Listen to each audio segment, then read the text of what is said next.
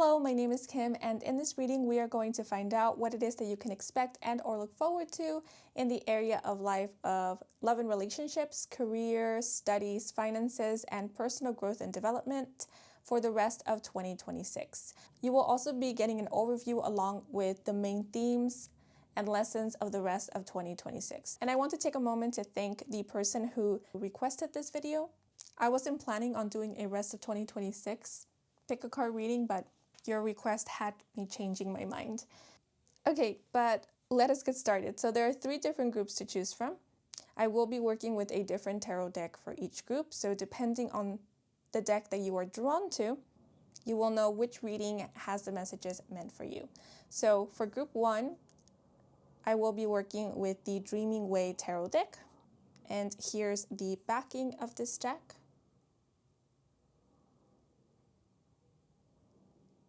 And to give you a sneak peek of how the artwork looks, here it is. Okay.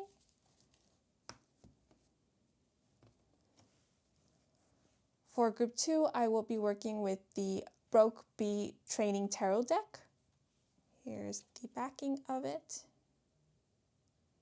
And a sneak peek at the artwork.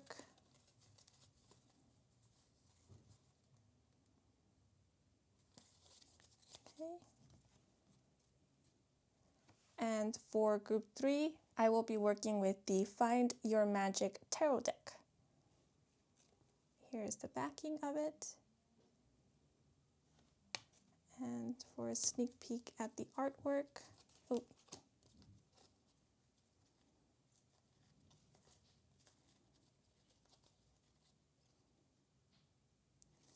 Okay. So please take a moment to meditate on the options and whichever deck you feel drawn to the most, and that will be the group with the messages meant for you. And once you have selected a group, please head on over to either the description box or the pinned comment in the comment section down below to find the timestamps that will allow you to skip ahead to your selected group. And if you are ready, then let us get started. Let's go. Hello, if you were drawn to the Dreaming Way Tarot deck, bienvenidos to your reading. So in meditating on the energy of this group, the word reaching came to mind. I also did see in my mind's eye what appeared to be waves. And at one point, the energy felt soft. And I mean texture-wise, it felt soft. So keeping all of this in mind, for the rest of 2026, or at some point during the rest of 2026, you may be reaching new heights. You could be wanting to achieve new goals, or after achieving a goal, instead of just leaving it right there, you will decide to aim even higher, to go even farther than the goal that you have just achieved. The example that is coming to mind is of someone who is training or exercising, and their goal was to be able to do 25 sit-ups. And now that they've done it, now that they reached that goal, they're not going to leave it there. Instead, they're now aiming to do 50 push-ups. Did I say sit-ups or push-ups? Let's go with push-ups. Okay, but that was just an example. Now, when I saw the waves in my mind's eye, I thought of fluctuation. So there could be some fluctuations during the rest of 2026. It could be in your mood, your temperament, your excitement for something, but you might also be experiencing some fluctuations in an area of life. And in terms to the softness, the soft texture that I was feeling, that could be indicating that you could be feeling quite soft towards others, someone, or even yourself. But because the word texture did come to mind, you could be craving softness, like literally when it comes to the type of clothing you wear. You might be wanting to wear soft fabric, or you could be purchasing a soft duvet, bed sheets, pillowcase. But you know what? Softness could be hinting at luxury. It could be hinting at self-care. So during the rest of 2026, you may just be treating yourself better, or you might just be wanting the very best for yourself. Yeah, I also feel like during the rest of 2026, you will be wanting to surround yourself with beauty, that which you find beautiful and appealing. Some of you could be changing or upgrading your wardrobe, or you could be making some changes to your wardrobe. Okay, but this is what is coming through so far. So I'm going to set this deck aside and I'm going to start working with the Oracle cards first to get kind of an overview of the rest of 2026, see what the main themes and lessons will be.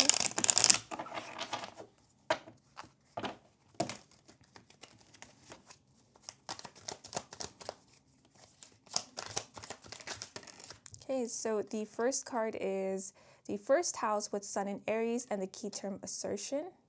Ooh, I just thought of a soft voice. Some of you could be taking better care of your voice, or your voice could become softer. The way that you speak could become softer at some point during the rest of 2026.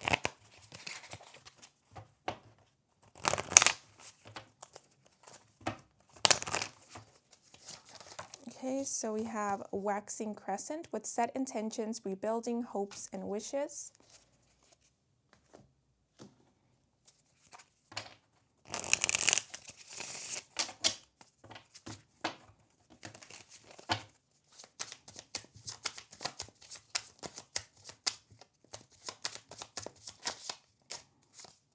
And we have Earth Mother. So there's this overall feeling of starting anew, starting over, or starting something new. During the rest of 2026, you may be starting a new project, a new endeavor. But I do see this desire to start anew, do a bit of a refresh, or there could be a desire for reinvention. Yeah, and it's interesting how Earth Mother came to mind because Earth Mother makes me think or reminds me of that soft energy that I was picking up on. So during the rest of 2026, you are leading with softness. You are ruling with softness, with care, but with determination. The key term assertion is hinting at that you will be quite assertive during the rest of 2026. The number 1 makes me think of a leader. So you might be taking on a leadership role, but I feel like this number 1 is more so hinting at that you yourself will become the leader of your own life. Right? You're calling the shots during the second half of the year because we do have the key phrase setting intentions. So you are kind of, I heard dictating in my mind, but what I was about to say was you're directing where you want your life to go. And this sort of feels like what happens at the beginning of a new year. Like usually at the start of a new year, we set intentions for what we want to experience, who we want to become for that new year. And that's kind of the vibe that I'm picking up here.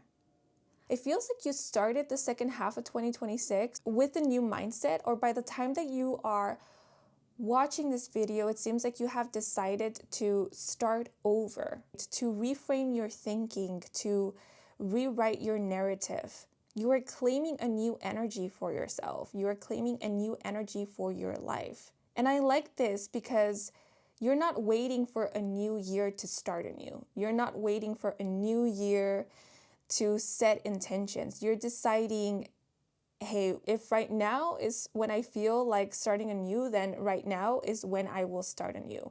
Right now is when I will call in change and start manifesting new energy into my life, new opportunities.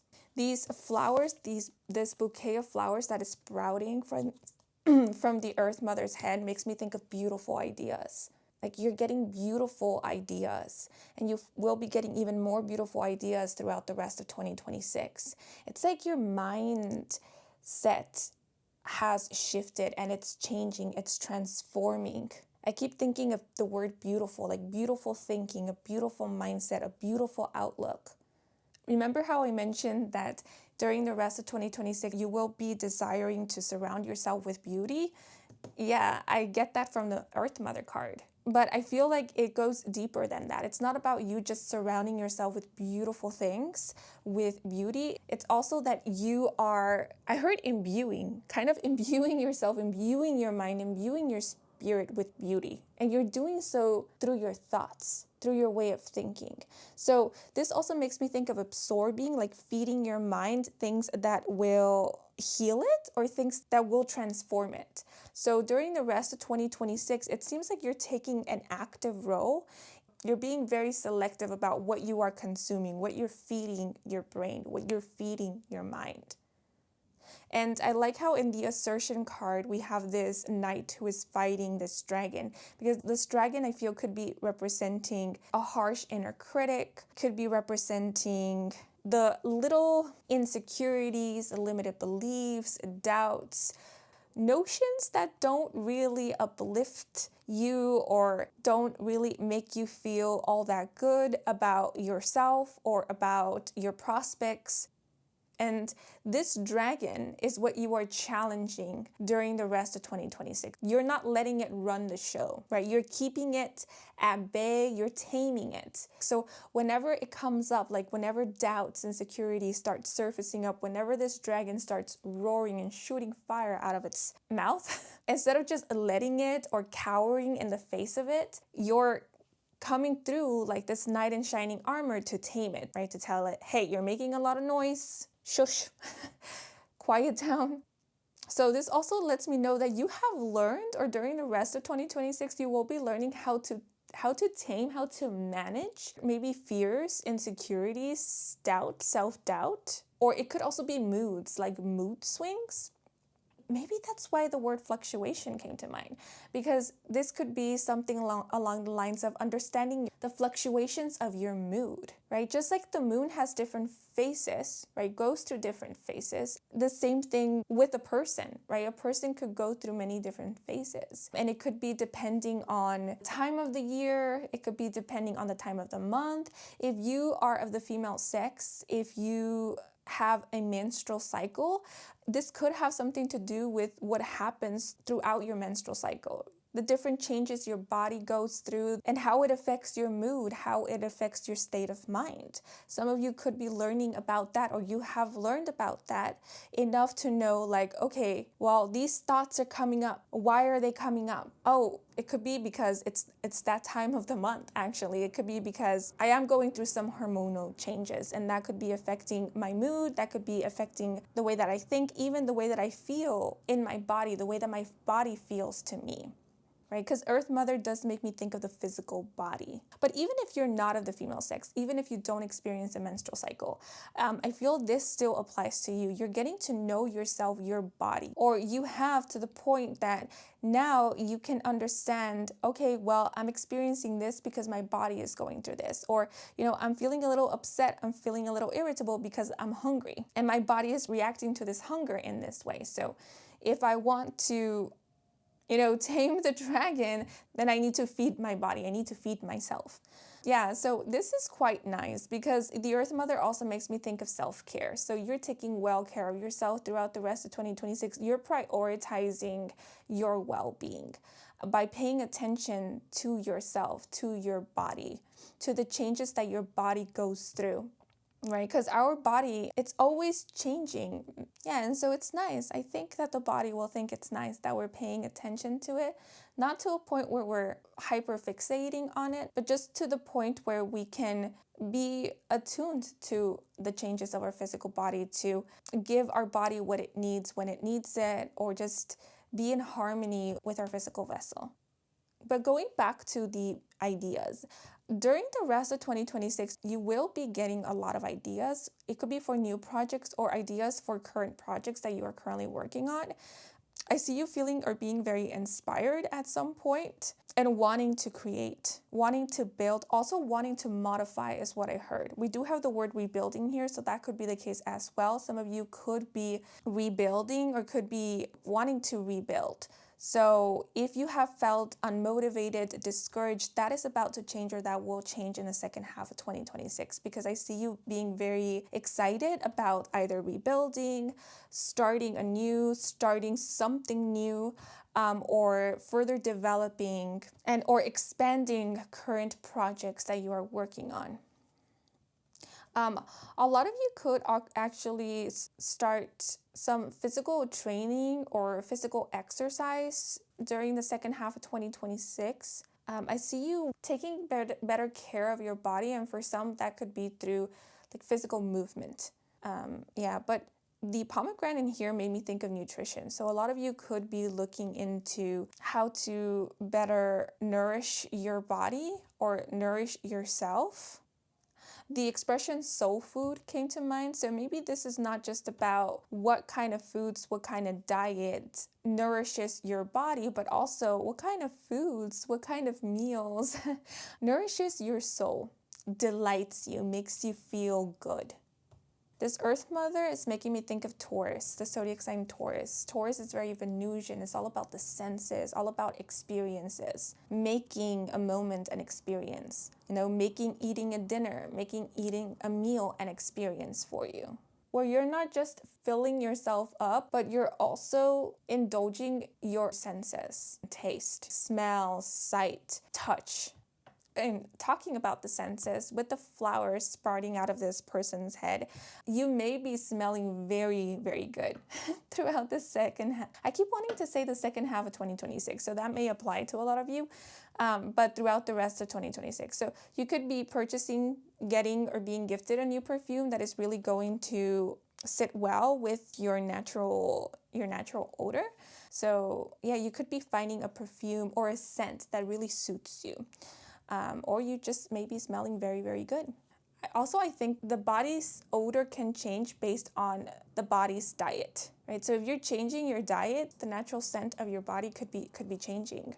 Okay, but now let's see, anything else? Hopes and wishes make me think that you will be feeling very hopeful during the second half of 2026. But again, this just makes me think of you having a lot of ideas for the future, ideas for future projects.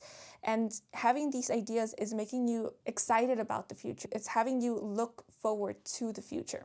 And it could also be making you feel very optimistic about your prospects, right? Because if, for example, recently a door has closed in your life, I feel like during the second half of 2026, a new door will be opening. And it could be through an idea that you get, or an idea that is proposed to you, that you will feel like a new door has opened up for you. Yeah, so some of you could be proposed something. So you could be collaborating with someone at some point during the rest of 2026. Or if it's not a collaboration, it could be something like someone may be offering you a job, maybe a temporary job, but one that is exciting you, or that is offering you an opportunity to start anew or to regain your footing. Yeah, but I keep thinking of a gateway. So whatever is offered to you will feel like a gateway to kickstart your career, or to move forward in your career, in a line of work, or to make major progress. But again, if it's not that someone is offering you something, then it could be you getting an idea that is making you excited about the future. Yeah, and I see you investing a lot of time, a lot of your energy into this new idea, new project. And it could be more than one, actually. But now I'm going to start looking into different areas of life. So first I'm going to look into love and relationships. Oh, okay. And we have the Nine of Wands in the reversal. And I'm going to pull out all the tarot cards, actually, before I start pulling out the clarifiers. So this is for love and relationships, for career, line of work, finances, endeavors. Could even be studies. So what do we have? We have the Five of Cups. And for personal growth and development,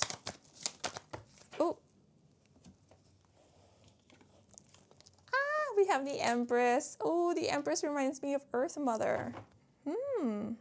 And interesting, because the Empress is all about creation. It's about giving birth. So, this could be hinting at a pregnancy. Some of you could be conceiving at some point during the second half of 2026. Or if it's not you, it could be a loved one, a family member, a friend. The expression that just came to mind was assertive mother. So if you are a mother or a parent, during the rest of 2026, you're going to be very assertive, an assertive parent. I also see some of you gaining more confidence in your role as a parent, or feeling more confident that you can be or will be a good parent. But, pregnancy also makes me think of just giving birth to something new, like an idea, conceiving an idea, and then giving birth to it by realizing it.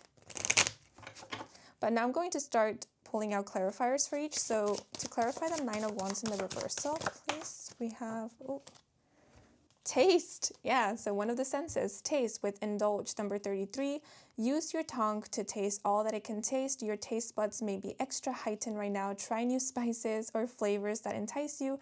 There may also be an energy around you that knows how to indulge. This made me think of intuitive eating. So some of you could be practicing or putting into practice what is known as intuitive eating.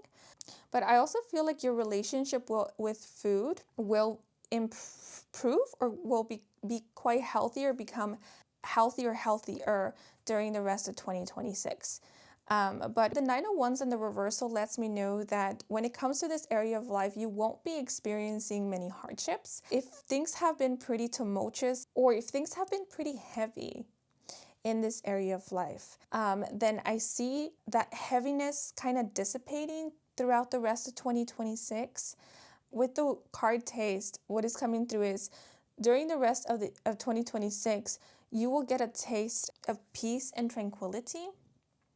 I see you getting a break. If emotions have been running high in this area of life, if there have been a lot of confrontations or a lot of delicate conversations where a lot is brought up to the surface, like emotions, especially repressed emotions, I feel like during the rest of 2026, there will be a break from that.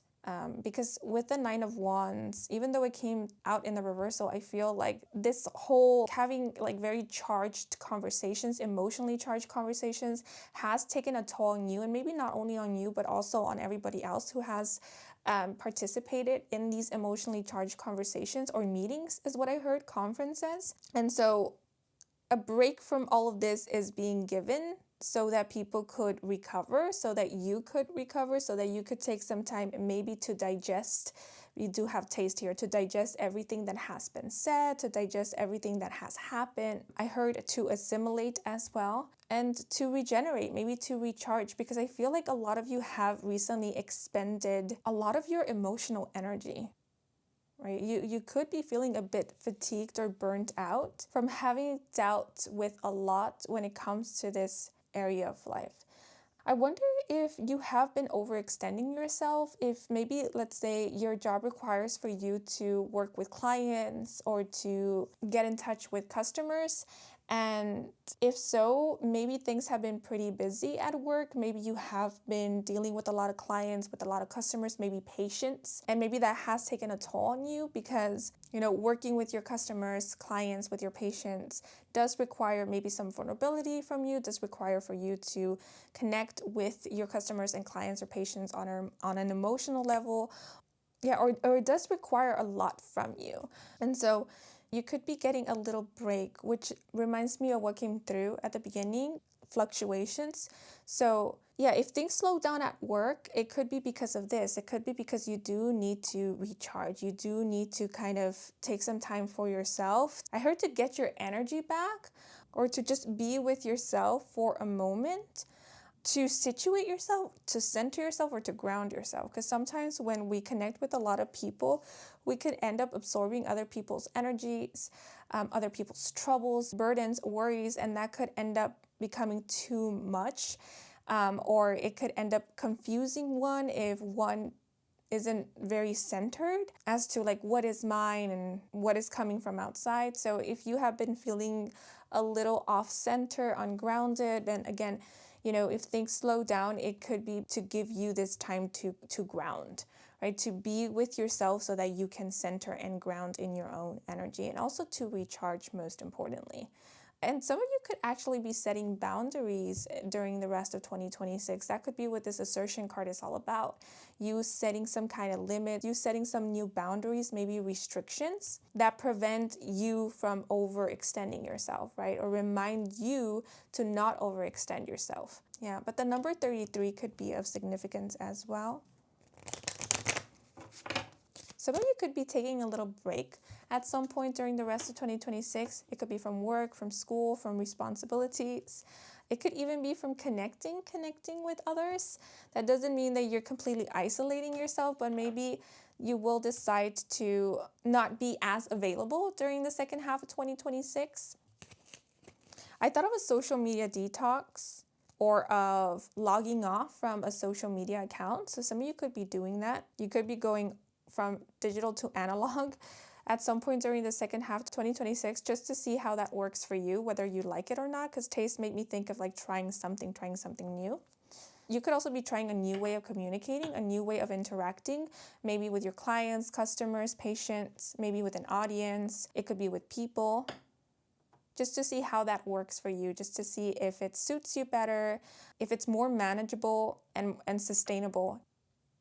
Yeah, I keep thinking of work, right? But we have yet to touch upon the area of life of work, career. But I feel like what is coming through in love and relationships is kind of connected to the area of life of work. Because what was coming through is some of you could be changing the way that you offer a service. You could be changing the format of something.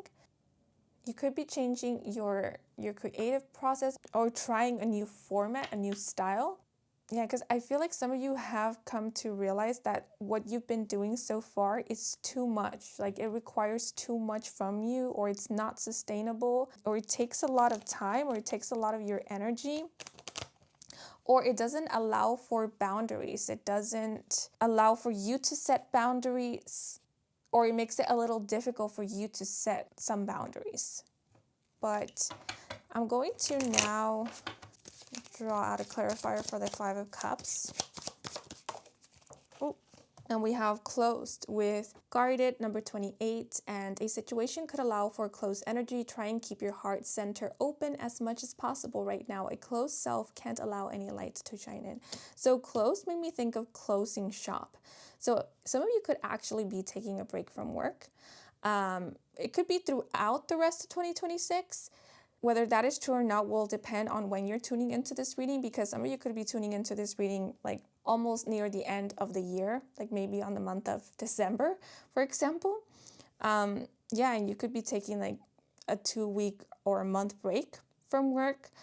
You could also be closing or shutting down a service, right? Or if you offer a service, you could be letting people know that you're no longer offering the service for the rest of the year or until further notice is what I heard. Yeah, but I see you kind of letting go of a few things. It could be, again, services, or it could be projects. You could be prioritizing certain projects or lines of work, maybe jobs. If you have multiple jobs, for example. And so you might either be quitting some jobs or letting go of some projects or closing some services, or you could just be setting them aside for the meanwhile, right? So let's say if you have multiple jobs, you could be choosing 1 or 2 jobs that you will be prioritizing for the rest of 2026 by asking for more hours, more work hours in those specific jobs, while the other jobs you're kind of reducing your work hours. Or it could be the other way around, where maybe if you do have multiple jobs, some jobs your work hours will be reduced, while in other jobs you will be getting more work hours, right? And if it's projects, you could be deciding to focus on a few projects during the rest of 2026 and focus on the rest of the projects at a later time, right? Because close also makes me think of completing. So maybe you are wanting to complete something by the end of the year, or you're wanting to prioritize a few things just to make sure that you do complete them as soon as possible. Maybe that is your goal. Closed also made me think of reinventing, revamping. So some of you could be doing that, but in order to do that, you might need to let go of some things, right? You might need to let go of like an old version of something in order to reinvent it. If it is the case that a door closes in this area of life, right? Just know that although this door has closed, there will be other doors that will open up for you, or there will still be other doors open for you, right? So there will still be an opportunity to work, to create, to make money,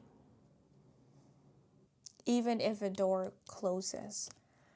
Yeah, because I notice how this person who is facing us in the Five of Cups card is holding on to 2 cups, right? 3 cups have spilled in the background, but this person is still holding on to 2 cups. So I still see you holding on to something by the end of 2026, right? So again, these could be projects, these could be jobs.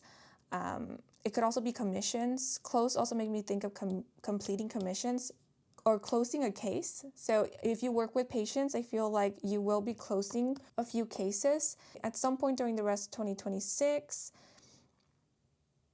A contract or some contracts could be coming to an end. If, for example, you're a teacher, you might be giving your last lesson to a specific class or to one or more students because they're now moving on, right? They have graduated, for example. Yeah, or you may be literally closing a case, as mentioned before. You might be completing commissions.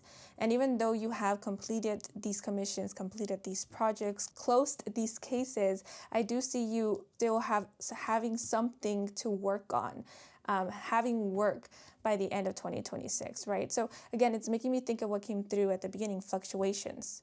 So at some point, it might seem like work is dwindling, but that will change very soon because then I see you getting work again, like new commissions, or I see you working on new projects or other projects, or getting more work with current clients, patients that you have.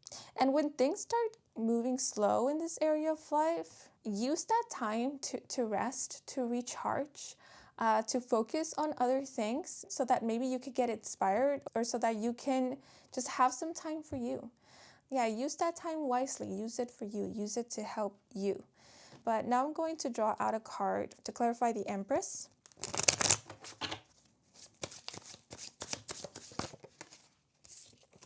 Okay, and we have protected with trust and secure, number 77. And the message, trust that whatever happens, you are protected.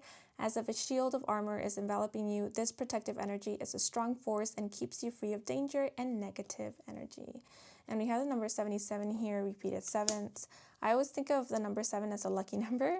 So whenever I see repeated sevens, it makes me think of like hitting the jackpot. It makes me think of just luck. So I see you feeling pretty lucky during the rest of 2026. And with trust and secure, I feel like you are building a very healthy relationship with yourself. You are trusting more in yourself. You're building self-trust. Or reinforcing self-trust during the second half of 2026. I did notice or note that this card fell out in the reversal. And so I will say your trust in yourself could be tested at one or more points during the rest of the year. Or I heard your intuition could be tested. And I want to correct myself because I said the word tested, but this feels more like you getting an opportunity to practice. Maybe practice your intuition, practice connecting or interpreting your intuition, and also an opportunity to just strengthen the trust that you have in yourself, right? To confirm to yourself that you do trust in you. Yeah, because what I keep hearing in my mind is trust in yourself. So I feel like throughout the second half of 2026, you will have strong intuition. And so you're being advised to trust in your intuition, trust in your inner nudges, and don't let that little dragon, don't let that pesky little voice that makes you doubt yourself instill some doubt in you. I think by this point or by some point during the second half of 2026, you would have learned how to differentiate the voice of your intuition versus the voice of, this dragon. And so you're being let know, trust in the voice of your intuition, trust in your true inner voice. Also with protected, you might be feeling very protective of your loved ones, very protective of others, right? So I'm getting a very motherly energy here. So that softness I was picking up on the beginning could be hinting at a motherly energy, the energy of a caregiver, of a nurturer. So you might be feeling very nurturing during the rest of 2026, not only towards others, but also towards yourself, also towards your inner being, your inner child is what I heard. But yeah, if you are currently expecting your motherly instincts could be kicking in and kicking hard during the second half of 2026. You might be feeling very, very protective over your child, your children, if you already have any, and just your loved ones as mentioned before. There could also be people around you who will be feeling very protective of you. I thought of an animal companion feeling very protective of a pregnant person, like someone who is carrying a child or of a child. So if you have an animal companion and if you have children, maybe you will get to witness how these animal companions take care of and protect and look after and love your children. Or they will be very protective over you during the second half of 2026, whether you are expecting or not. What I heard is you're trusting in yourself to take care of you. And I feel like the Empress is representing also your physical body, your physical vessel. Your physical vessel is trusting in you to protect it, has come to trust in you to protect it. Your physical body is feeling very safe in your care. Oh, that's a really nice message. At least I think it is. What else is coming through is your physical body, or maybe your inner being, maybe your inner child is feeling well taken care of by you and it's feeling very, again, safe in your hands, and it's feeling very beautiful in your care. I heard you make me beautiful. You help me feel beautiful. My eyes keep being drawn to the Empress's hair. So some of you may be growing out your hair, or you could be trying a new hair care routine, a new hair treatment. And if so, or if you have been, you will be getting really good results during the rest of 2026, because I see your hair looking very healthy, very voluminous, shiny, and feeling very soft as well. Yeah, you're shining, you're glowing during the rest of 2026. And it's as a result of you looking after you, and also a result of your thoughts, of your way of thinking. Yeah, so with setting intentions, some of you could be trying affirmations, or if you have been saying affirmations, if you have been, reprogramming your subconscious, maybe through subliminals or just through reframing your thinking. It is during the second half of 2026 is what came to mind, that you will be seeing positive results from all of this work that you've been putting into yourself. Yeah, you could be noticing some changes in your physical appearance during the second half of 2026. At some point during the rest of the year, you might need to stand up for yourself or protect yourself, defend yourself through standing up for yourself, advocating for you. And because the Empress can often hint at health and vitality, you might especially need to advocate for yourself when it comes to your health, your well-being. Remember, one of the ways we can advocate for ourselves is through speaking up, right? If something feels uncomfortable, if you are in pain, or you're not okay with something, then speaking up about that would be one of the best ways to advocate for oneself. But let's see, now I want to draw out some oracle cards to get any last messages, advice, and or guidance.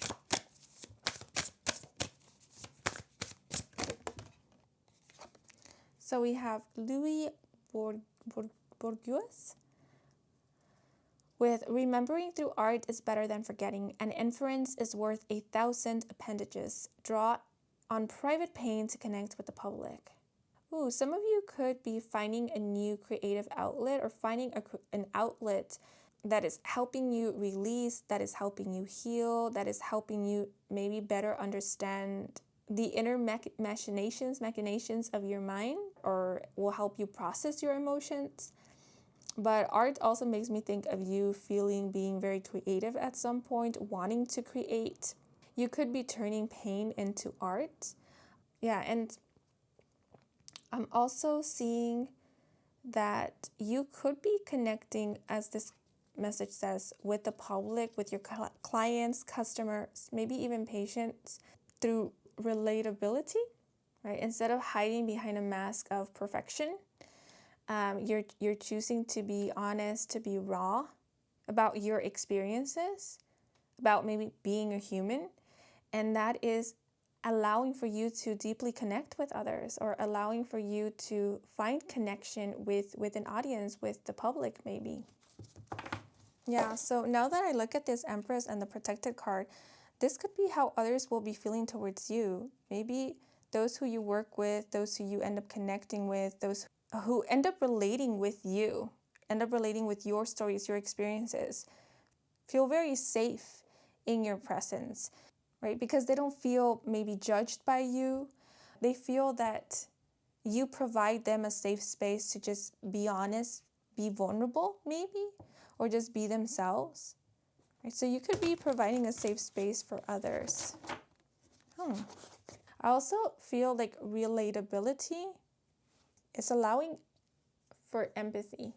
Right? So you may be connecting with people who may be going through similar things that you already went through, and you may be empathizing with them because of that.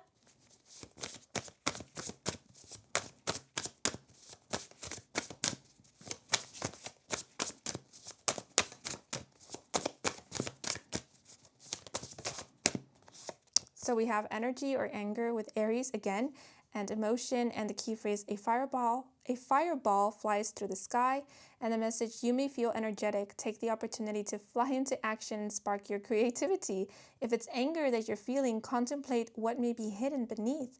Will a fiery outburst really give you the result you want? So some of you could be utilizing your anger maybe as fuel to help you create. Yeah, some of you may be using a creative outlet to safely and mindfully channel anger, or work through anger. But as mentioned before, at some point I do see you being and feeling very inspired, and also feeling motivated to create. But the word energy is also letting me know that at some point during the rest of 2026, you will be given the opportunity to re-energize, right? Charge your battery. That will be especially true if at any point you start feeling depleted, or you do experience some kind of burnout.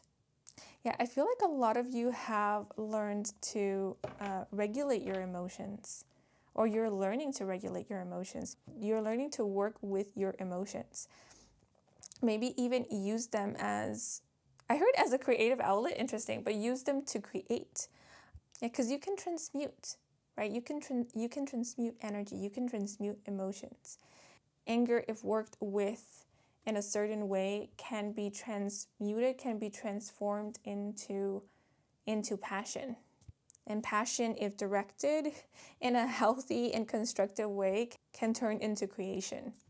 Yes, but this is what is coming through. Anything else I want to point out?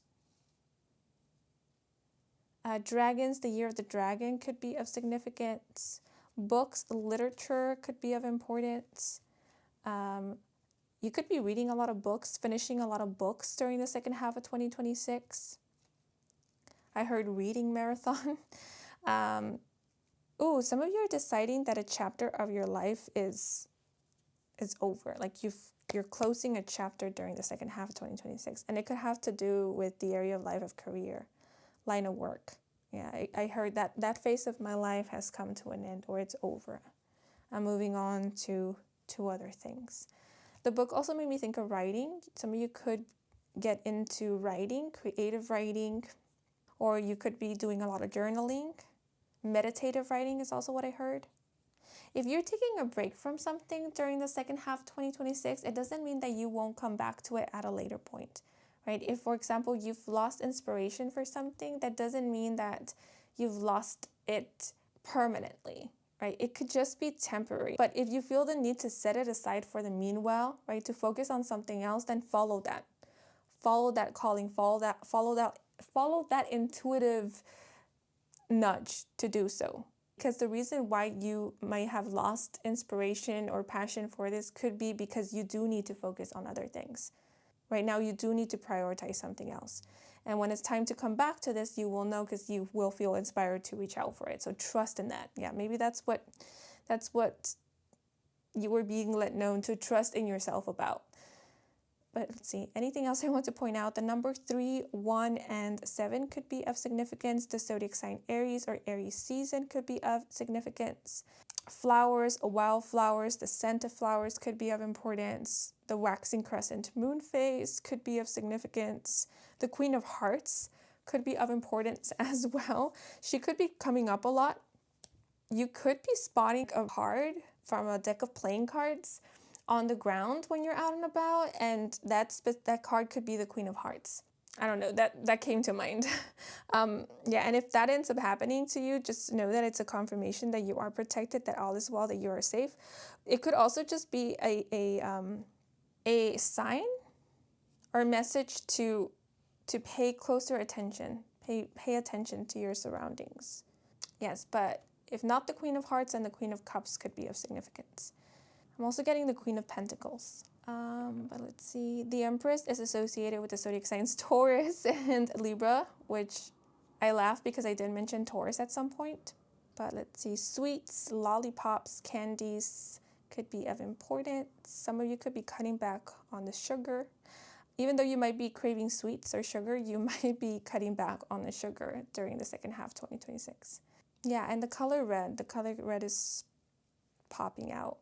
Let's see, spiders could also be of significance. Spiders often indicate creativity, also can indicate tenacity. In my household, we believe that spiders, when they are crawling down their thread, it means that someone will visit soon. It's like announcing a visitor. So you could be visited by someone at some point during the second half of 2026, maybe a family member, maybe a friend that you haven't seen in a while. Yeah, these are all the messages coming through for you guys. I hope you enjoyed this reading. I hope it brought some guidance and clarity. If it did, then please leave a like or comment. And if you're new to this channel and you wish to stick around for more readings with me, Kim, then please do subscribe. I do offer personal readings. All the information is in my website. And the link to my website can be found in the description box down below. To all of you who took the time to watch the advertisements or just let them play in the background, thank you so much for that, since that is the simplest way to support me and to support this growing channel. So if you did, I truly do appreciate it. And before I sign off, I want to give a thanks to my spirit team and your spirit guides for assisting me with delivering these messages to you. Thank you so very much. And I'm wishing you and your loved ones a wonderful rest of your day or night, depending on when you are watching. And until the next moment, bye-bye. Hello, if you were drawn to the Broke B Word Tarot Training Deck, bienvenidos to your reading. So when meditating on the energy of this group, the expression standing ovation came to mind, and I also did see in my mind's eye the Grinch. You know, the Grinch portrayed by the actor Jim Carrey. That version. So the movie The Grinch starring Jim Carrey could be of significance, or the color green could be of importance. You could be very drawn to the color green throughout the rest of 2026, but the color green is associated with the heart chakra, which is interesting because in the movie The Grinch's heart grows 3 sizes, its usual size, which in the movie it's a good thing because Grinch's heart was very closed. His heart chakra was closed. So, you know, this coming through may be hinting at that you will be going through a heart chakra activation, or there could be a heart chakra purging throughout or at some point during the rest of 2026. You may be opening up to others if you find yourself to be very reserved, or you find it difficult to open up, to be vulnerable, or there could be I heard one or more people, but there could be one person in specific who you will end up opening up to, or who will soften you up.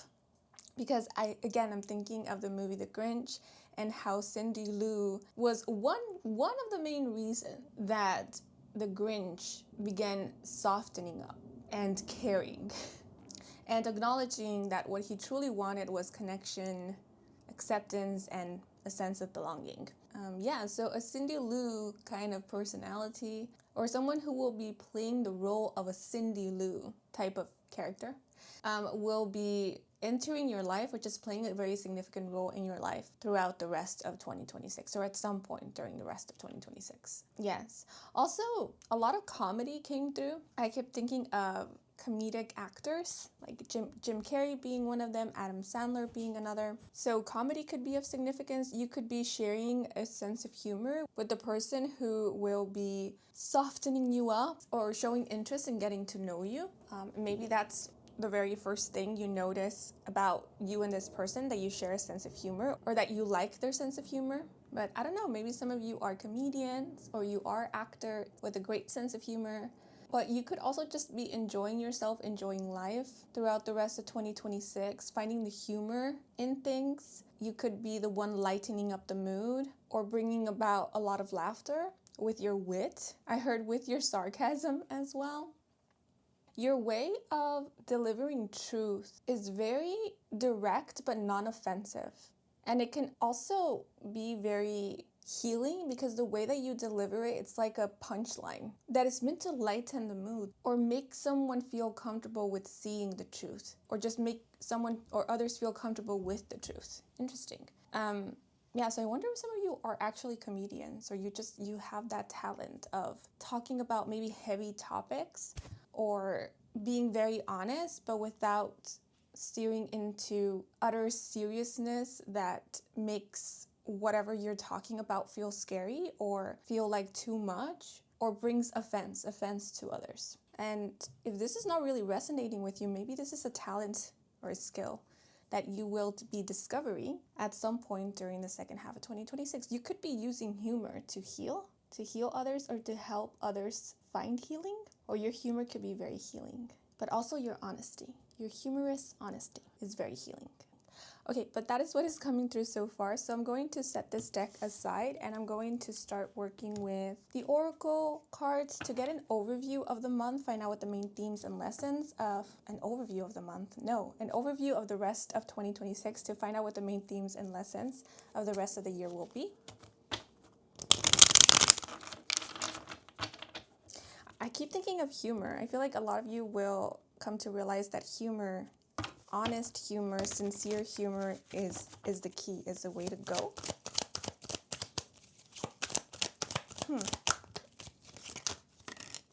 Oh, and we have the third house with Jupiter and Gemini and the key term bluff. Again, I don't know why, but the word bluff made me think of humor.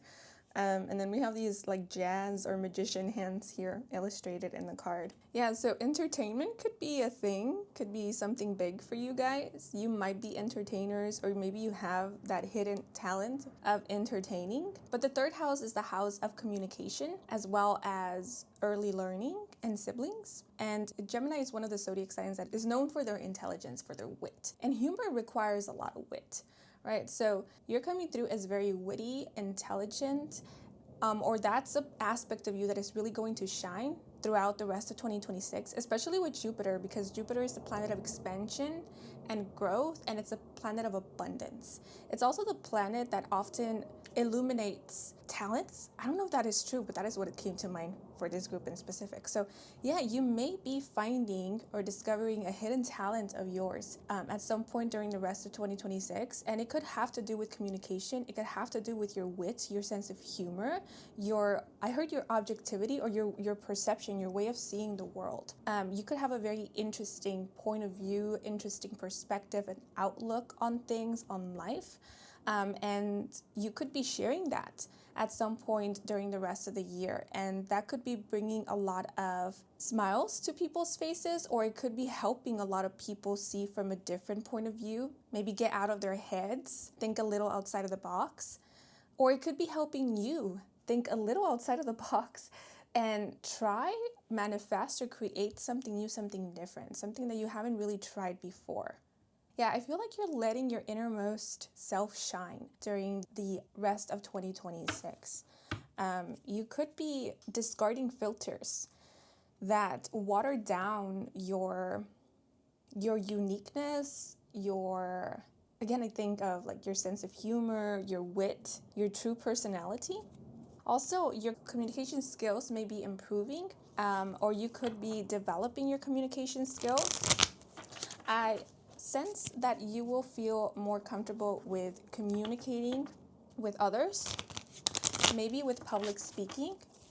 And I want to clarify that when I say speaking without a filter doesn't mean that you're just blurting whatever comes to your mind. You could be, but I do see you being mindful, being considerate, where you're not throwing insults if that's the first thing that's coming to your mind, or you're lacking empathy, or being disrespectful because you're not caring at all how your words might affect others. No, I see you being mindful of your communication, but without, what's the word? I'm looking for a word. Censoring yourself way too much to the point where your communication comes through as very robotic, right? Lacking personality, lacking your personality.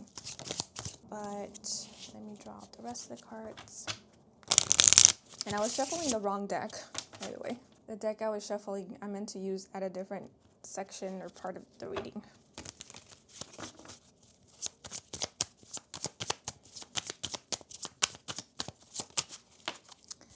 Okay, so we have grounded in the reversal.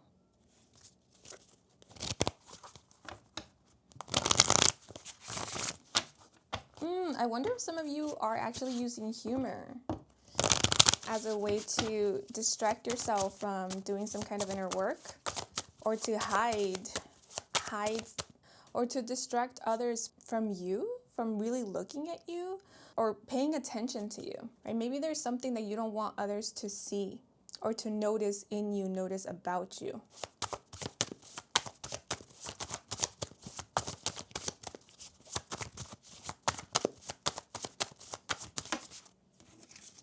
Okay, so 2 cards fell out, and it's waxing gibbous with redirection, adjustment and flexibility. We also have with Mercury with intellect, communication, the mind, ideas, thought process, and voice. The 3rd house is associated with the planet Mercury, by the way. So yeah, as mentioned before, you're very intelligent, and you're using your intelligence this month. I keep saying this month, but during the rest of 2026, I heard to sprinkle a little bit of magic into something to make something a little bit more interesting and or engaging, or to engage people. It could even be to distract, right? Because we do have redirection here. So yeah, I feel like you could be redirecting people's attention away from you. Or if it's not from you, it could be from something. It's making me think of a magician, right? A magician is all about redirecting the public's attention so that they won't notice or catch on to the magic tricks. Yeah, so you're coming through as a bit of a magician, someone who is capable of, not only redirecting attention, but also redirecting energy. What I just heard is you could be using humor to redirect your own attention, to then redirect the energy. So for example, if you're feeling low, down, and under, you could crack a joke to make yourself laugh, or you could put on a comedic film or something that you know will make you laugh. In other words, to lighten your mood in order to then redirect the energy, right? Like change your experience in that very moment. Like right now, there's a gray cloud looming over me, but through me doing this, I'm dissipating that cloud. I'm breaking it apart and letting the sun come through and shine. Yes, and I see your voice being very important. Yeah, communication will be super important throughout the rest of 2026. If you are an entertainer, I feel like a lot of you could be entertainers, or your profession line of work could have something to do with communication, with public speaking or entertaining. Right? Maybe it is you who helps others direct their attention away from like negative thoughts. Right? Maybe you do something, maybe you create something that brings joy to others or helps others distract themselves, even if it's just for a moment, from the heaviness that maybe they are experiencing in their life. These hands here make me think of a tarot reader, so I wonder if some of you are tarot readers. I also thought of ASMR. Yeah, and maybe if you are a tarot reader, it is through your tarot readings, through the messages you convey in your tarot readings, that you kind of offer another perspective into a situation that allows for people to see that there is a way out of like a dark time, or that there are solutions to problems that they are currently dealing with, or helps people also kind of maybe ground, so that then they can start shifting the energy, right? Because we do have the grounded card showing up in the reversal. So you might actually be helping people who are ungrounded or feeling ungrounded ground, or find some kind of grounding, find their footing again. If you're giving a presentation, right, or if you have an important interview coming up at some point during the rest of 2026, or if your line of work involves like public speaking, performing, connecting with with the public, with an audience, know that things will go well, right? Your presentation will go well. What I am seeing is that at the beginning, like before you give the presentation, before you perform, right? Before you start a podcast, let's say if you have a podcast, I'm just giving examples here. You could be feeling a little bit nervous, right? That's what I get with the grounded card coming out in the reversal. You could be feeling a bit ungrounded. You could be worrying about whether you're going to do a good job. You could be feeling like you're not ready to give this presentation, ready to have this interview.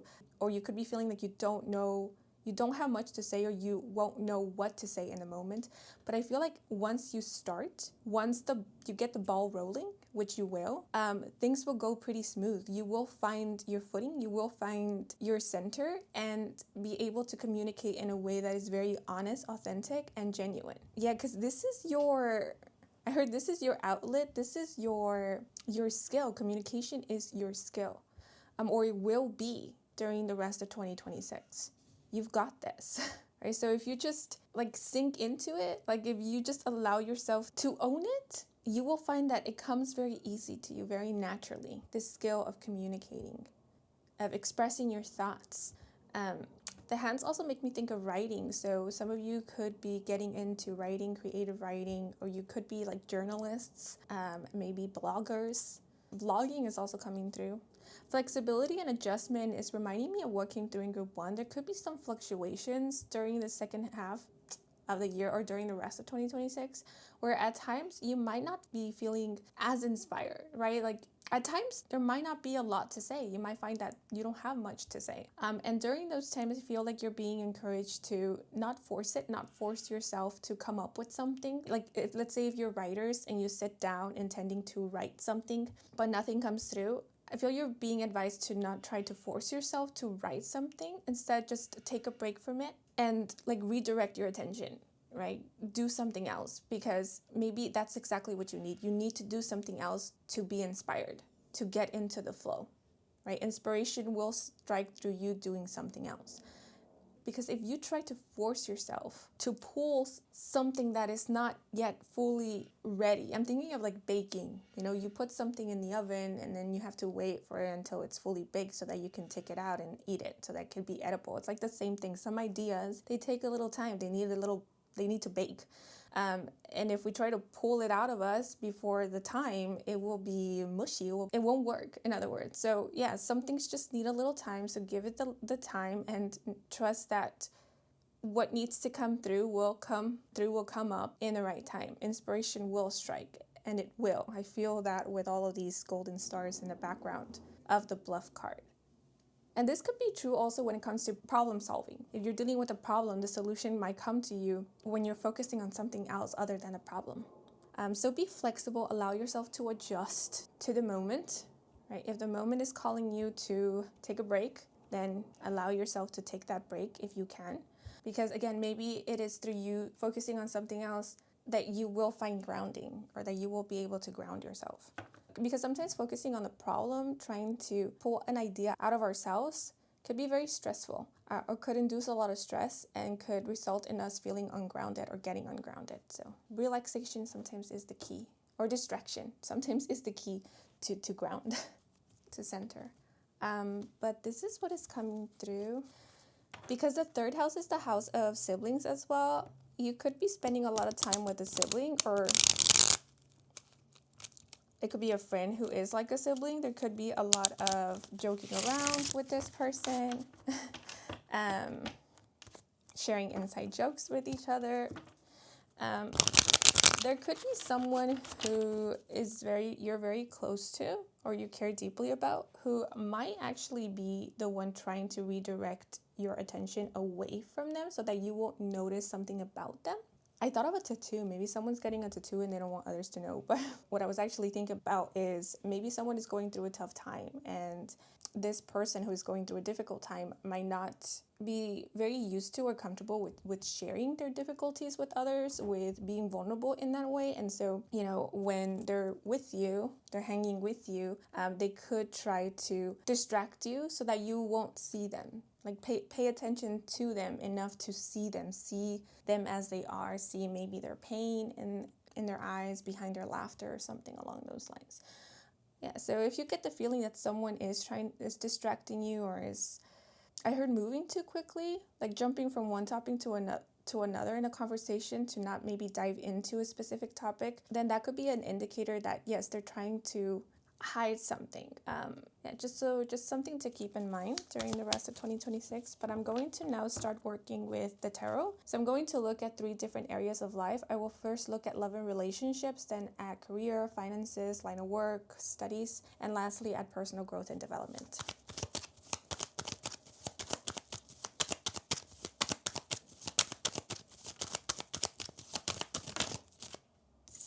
So we have the Knight of Coins and the reversal with unstable, unpredictable, and lazy.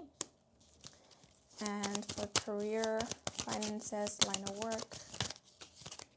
Ooh, we have the King of Cups in the upright with non-toxic masculinity, emotional maturity, and compassion. And for personal growth and development,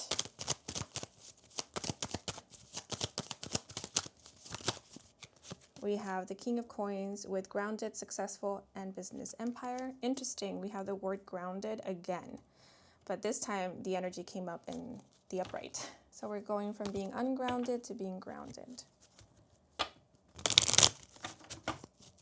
Now I'm going to draw out a clarifier for each area of life, for each card. So a clarifier for the Knight of Cups, Knight of Coins in the reversal. Ooh, we have underestimated with you'll understand with distance, the number 38, and the message there may be something you are unsure about, but when it's gone, it will be understood fully and even missed. Even if there is a struggle involved, try not to hide the feeling away. Take nothing for granted and acknowledge how distance can allow for the answer to your questions, which was what I was talking about, creating distance in order to receive answers, in order to have an aha moment, in order for inspiration to strike. So I feel like this is a confirmation about that. And our clarifier for the King of Cups in the upright. We have doubt in the reversal with fear, skeptical, the number 62, and the message, there needs to be more confidence in a situation. Nothing needs to be doubted. Keep in mind that what is thought about too hard does not flow easily enough. Flow is better than stagnation. Release the need to know and just flow. Yeah, I feel like you're reaching your flow state during the second half of the year, during the rest of 2026. You're getting into the flow. You're learning how to get in and out of the flow. And now a clarifier for the King of Coins. It's becoming easier. It's getting easy, is what I heard. So we have slow with steady, number 23, and the message. Whatever movements you engage in right now, make sure they are as slow as possible. Imagine yourself underwater with every movement you do. Soak in a bath, swim, tai chi, slow sex, etc. Ooh, okay. So the number 11 could be of significance when it comes to love and relationships, because if we reduce the number 38 that came up in the underestimated card, by adding 3 and 8, we get 11. Someone could be a life path number 11. The month of November could be of significance. The year 2011 could be of importance maybe. But the Knight of Coins is an earth sign. More specifically, it is the earth sign Virgo. So Virgo season could be of significance for love and relationships, or a Virgo sun, moon, or rising person could be of importance. I actually want to draw out one more card.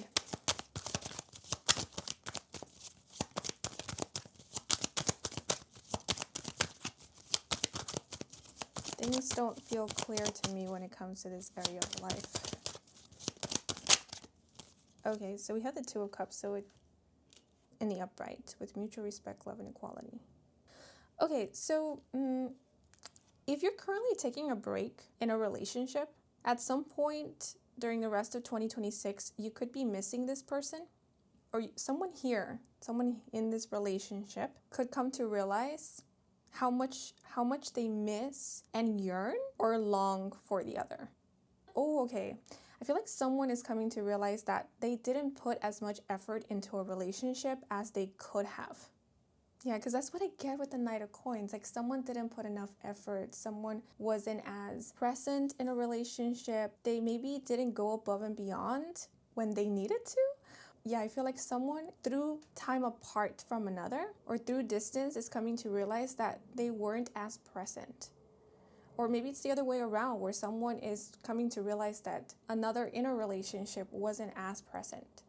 If they were feeling underestimated, overlooked in a relationship, it is through distance, it is during a separation maybe, that they're coming to understand why, right? And one of the reasons could be, well, my significant person or the other person in the relationship wasn't really as present, they weren't as affectionate, they didn't really ask about me, about how my day went. They didn't care to plan dates or make time, not for me, but with me. And that hurt. That made me feel overlooked or unappreciated. Yeah, unappreciated is the word that I'm looking for. Or I'm coming to realize now that I did feel like my efforts did go unappreciated by the other, and that hurt. And with the Two of Cups in the upright, I'm sensing that someone here is realizing what they want to experience in a relationship, which could be mutual respect, love, equality. Like someone could be realizing that they don't want to be the only one putting all of this effort. They don't want to be the one planning all of the dates or be the one who is making sure that quality time is spent together. Right? They wish to be in a relationship where their significant other also cares about making room for quality time with each other, that also cares to plan events for the other or just to enjoy together. Yeah, they want someone to put effort into the relationship. And this could be true for those of you who are not currently experiencing a separation or, are experiencing time apart from someone. You could be in a relationship. You could still be in communication with a significant other and feeling this way, realizing that maybe you would like a little bit more cooperation from your partner or from a partner. It doesn't have to be a romantic partner, though that's exactly what I'm getting here. This could also be a friend. This could also be like a business partner or maybe a relative. Right? I also heard something about time, like being punctual. Like if being punctual is very important to you and someone who you are in a relationship with isn't punctual, like they don't really care about being punctual, that's something that maybe you're bringing up because you might interpret someone else not being on time as them not caring about your time. And maybe that's not true. Maybe just someone has what they call like time blindness, or they're just not really good at being mindful of the time. But you bringing this up could just bring awareness to the person because maybe they didn't know that this is something that truly matters to you. That's just an example, right? This doesn't have to be about punctuality at all. Yeah, with all this communication, there could be a heart-to-heart about like what someone feels is missing in a relationship or what someone would like to see more in a relationship. But in what I'm seeing in specific is like more cooperation from another, more effort from another, or just equality in a relationship. Maybe someone is craving a little bit more affection, more attention, or just acknowledgement of their efforts, acknowledgement of their input, acknowledgement of their presence even. Ooh, I heard in my mind, I don't want a lazy partner. I want a partner who I can rely on. I want a partner who I can trust, who, if they promise to be somewhere, I know that they're going to keep their promise.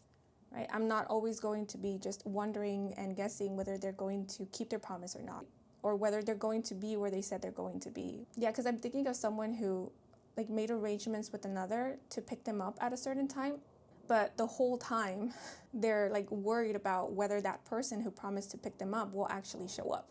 Because that person is so unreliable. Sometimes they show up, sometimes they do what they said they were going to do, but other times they don't. And so there's so much uncertainty. And it's that uncertainty that someone here no longer wants. Like they wish that they didn't have to go through all of that. They didn't have to constantly be wondering, like, will this person show up? Or will this person be in a good mood? Will this person be lovey-dovey with me today? Will this person reject me today? Right? So a little bit, I feel like someone is craving a little bit more stability in a relationship and also feelings of security, or that's what they are attracting. Maybe that's what you are attracting. You're attracting a relationship that is loving and a relationship where there is mutual respect and admiration and consideration. Yeah, some of you may be wanting a little bit more consideration from another. Yeah, so it's okay if you have needs. It's okay if there's certain things that you wish would change. I don't feel like there's anything wrong with that, but if you're in a position to communicate these things with your significant other, then maybe consider communicating them, talking it out, to work together on those things. Because communication does seem to be the theme for you guys. It seems to be of utmost importance during the rest of 2026. And I know there's this whole idea when it comes to relationships that if they wanted to, they would. But, sometimes the reason why someone doesn't show up in a certain way that we would want them to or that we'd expect them to is not because they don't want to. It's because maybe they're not programmed that way, or they didn't grow up with those teachings, with those same beliefs, or they just don't know. Like the example about punctuality, right? If person A cares about punctuality and person B, based on their actions and behavior, seems like they don't, them being impunctual is not to irritate person A. It's not a personal attack to person A. It could just be something that they never really thought of. Like maybe they grew up surrounded by people who never cared about punctuality, right? Or who were always late. And so talking about what's important to you and just having that open communication with your partner, with your loved ones is super important, because remember, we're not, well, maybe some people are, but not everyone is a mind reader. Not everybody grew up with the same teachings. So, yeah, just something to consider. Also, there is a second interpretation that is coming to mind, which I think might resonate more with those of you who weren't really resonating with what was coming through right now. If, for example, you are in a relationship and you're thinking, or you were thinking as I was conveying the previous messages, well, no, my partner is very respectful and they're very considerate of me and of our relationship. I trust in them. I feel I can rely on them. They are reliable and so forth. Then this could be a situation where someone in this relationship, or someone who you are in a relationship with, and it could even be you, feels like they're not doing enough. And it's not because they aren't doing enough. That could just be their belief. That could just be what they feel, right? They might have really high standards for themselves that makes them believe that whatever they do is not enough, even if they're showing up, even if they are doing the very best that they can. Yeah, so someone here, again, it could be you or someone that you're in a relationship with, could feel like they could do more for the other, more for their loved ones. But, if you were to ask their loved ones, they would say, they're lovely. I feel I can depend on them. They're always there for me. They're great. I don't need them to do more. They go already above and beyond for me, for their loved ones. So I'm not sure where this idea of not doing enough is coming from. Yeah, because the Two of Cups did show up in the upright. So there could definitely be mutual respect, love, and equality in a relationship. But, it could be these ideas of, I wish I could do more, that is making one feel like maybe they're not doing enough. Yeah, so if that is the case, then I feel, again, there will be a heart-to-heart where these worries will be brought up, and there will be a reassurance that everything is well, and that someone here is loved, or that someone feels very loved by the other's care, affection, and attention. So, yeah, and if you feel like you made a mistake, or if at any point you feel like you didn't make it on time somewhere, and that caused you to be late to an appointment you had with a loved one, know that happens. It happens. Not everything is under our control. We can get out of the house super early, but then traffic hits us unexpectedly and it swallows up sometimes. So just know that, to be in a harmonious and healthy relationship, there doesn't need to be this idea of utter perfection. Just the fact that you are trying and putting in effort and acknowledging your loved ones and showing your love, it's enough. Right? I feel like your loved ones can see that. They can feel that. Okay? But now I'm going to move on to career, finances, line of work, studies. I feel like there's more messages that need to be conveyed about love and relationships. I'm feeling a bit nervous because I feel like I didn't say all there needs to be said about this area of life, but nothing is coming through. So I'm just going to move on, and I'm going to trust that if more needs to come through, it will come through at some point in the reading. Yeah, I feel like I'm seeking reassurance. So maybe some of you are seeking reassurance, and you will be receiving that from a loved one, from someone who you are in a relationship with or connection with at some point during the second half of 2026. Oh, okay. If you are in a relationship with someone who has broken their promises several times, and because of that, that's something now that you expect or anticipate at some point during the second half of the year, or during the rest of 2026, this person could be making to you another promise. And instead of just believing them, I see you calling their bluff. That's what is coming through. Yeah, see how this person in the bluff card is holding these like two what appear to be axes? It reminds me of like Thor's hammer.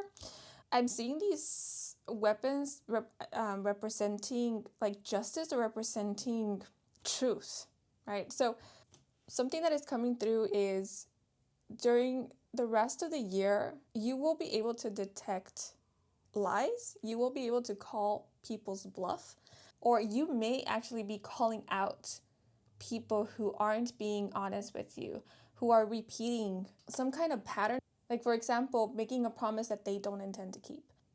Yeah, or with the grounded card showing up in the reversal, if you detect a pattern, right? If you have come to detect a pattern, maybe the advice and encouragement is not to turn a blind eye to it if you do end up detecting it again. Like if it ends up popping up again. Because with these axes, you have the power of breaking the pattern by either calling it out or choosing not to fall into it again.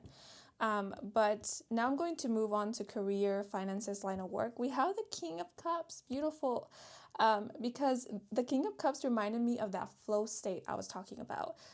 Since this king is associated with the element of water, so water signs, and I believe the King of Cups is specifically associated with the zodiac sign Cancer. I'm trying to memorize what the specific zodiac signs of the core cards are. So I'm in the process of that. But I do believe the King of Cups is associated with the zodiac sign Cancer. Though I will say I'm getting a bit of scorpionic energy coming through from the King of Cups. So Cancer or Scorpio could be of significance. And interesting because Cancer is a sign that is very attuned to emotions, and emotions flow. So I do see you entering and being in a flow state throughout the rest of 2026. And because this is a king, I see you being very in management of this flow state. It could also be of your emotions, right? So you could have become really good at emotional regulation, and that is helping you in this area of life because we do have the doubt card showing up in the reverse. So this lets me know that if you experience a lot of doubt in the past, or if you experience a lot of like anxiety, a lot of restlessness, and that affected your way of working, that affected how you produced, or it affected how you showed up at work. Maybe this doubt made you feel insecure about your talents, your skills, or made you feel insecure in your line of work. That is about to change during the rest of 2026 because I see that anytime any doubt starts creeping in, you will notice it for what it is and manage it, right? I heard temper it, or you could transmute it. Some of you might have learned or are learning how to transmute energy, how to transmute your emotions, maybe how to take doubt, for example, or fears, because we do have the word fear here, and turn it into a positive, or use it as a tool, use it as something that you can work with, that can help you in your line of work, can help you at work. Because again, I'm thinking of the magician hands. The magician transforms, and the magician, I believe it can transmute. So you're turning negatives into positives, or you're a lot more in control or just in management of your emotions, maybe even like your fears, your doubts, that little voice that I believe we all have in our heads that can make us doubt ourselves, right? That little voice could be like an inner critic. Yeah, because the King of Cups showing up in the upright makes me think of compassion. So I see you showing a lot of compassion to yourself, a lot of empathy towards yourself as well, where you're not judging yourself for feeling certain ways. You're not judging yourself for having thoughts, having intrusive thoughts. You're just letting them flow. You're just letting them be. And you're taking from whatever comes up for you what you need and setting what you don't need to the side. The King of Cups makes me think of maturation, emotional maturity, and also maturation in the sense of you're gaining mastery over yourself. Maybe even your mind, your way of thinking. Beautiful. And the King of Cups being very compassionate lets me know that you are showing a lot of compassion and empathy throughout the rest of 2026. So I did talk about how some of you could be using humor to help bring about healing, to help inspire people, to help uplift people. And if that resonated with you, or that ends up being true to you, the reason why your humor is or will be very healing is because it has compassion. Right? This is humor with compassion. This is humor with empathy. It's not humor to belittle or to offend or to personally attack anybody or any situation or circumstance. No, we're using humor to enlighten and to lighten up the mood and to make whatever felt very scary less scary, right? More manageable. Yeah, what you could be doing is grounding, right? Because oftentimes what fear does, it can amplify, augment something and make it feel like too much to manage, too much to handle. And that causes even more fear, that empowers the fear. And so I feel like what you're doing, or what you are doing through your line of work, or just through your delivery, maybe it's the way that you communicate things, it's the way that you convey a message, or it's the way that you offer maybe a service that is making what felt scary less scary, or that is kind of grounding fear, not completely eradicating it, but making it more realistic. How could I best? Because fear isn't a bad thing. Fear is there to help us survive, right? It's like a survival instinct sort of thing. But when it's left to its own devices and it's not tempered, it can become like wildfire, and it can end up hurting us instead of helping us. And so what I see is you helping to humanize the fear, or make it less like a monster, less like a demon, and more like a challenge, more like something that you can overcome, something that you can manage, something that you can work with, or like a gateway to your inner strength, to your willpower, your tenacity, your skills, your talents, something along those lines. Yeah, and I love how the King of Cups is being depicted as a doctor. So I wonder if some of you are actual healers, maybe doctors, energy healers, therapists, counselors.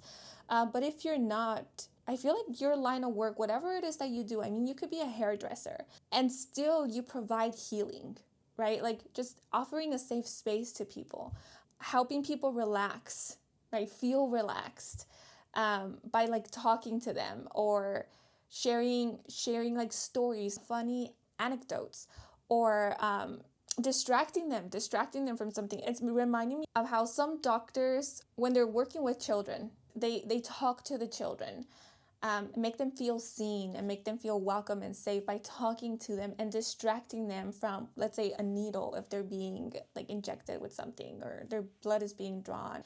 You know, include them in the whole process so that they won't feel invaded, by like showing them the stethoscope, maybe allowing them to try on the stethoscope, something along those lines. So this energy feels very welcoming, very relatable, which is a word that came up for group one as well. So I wonder if you were also drawn to group one.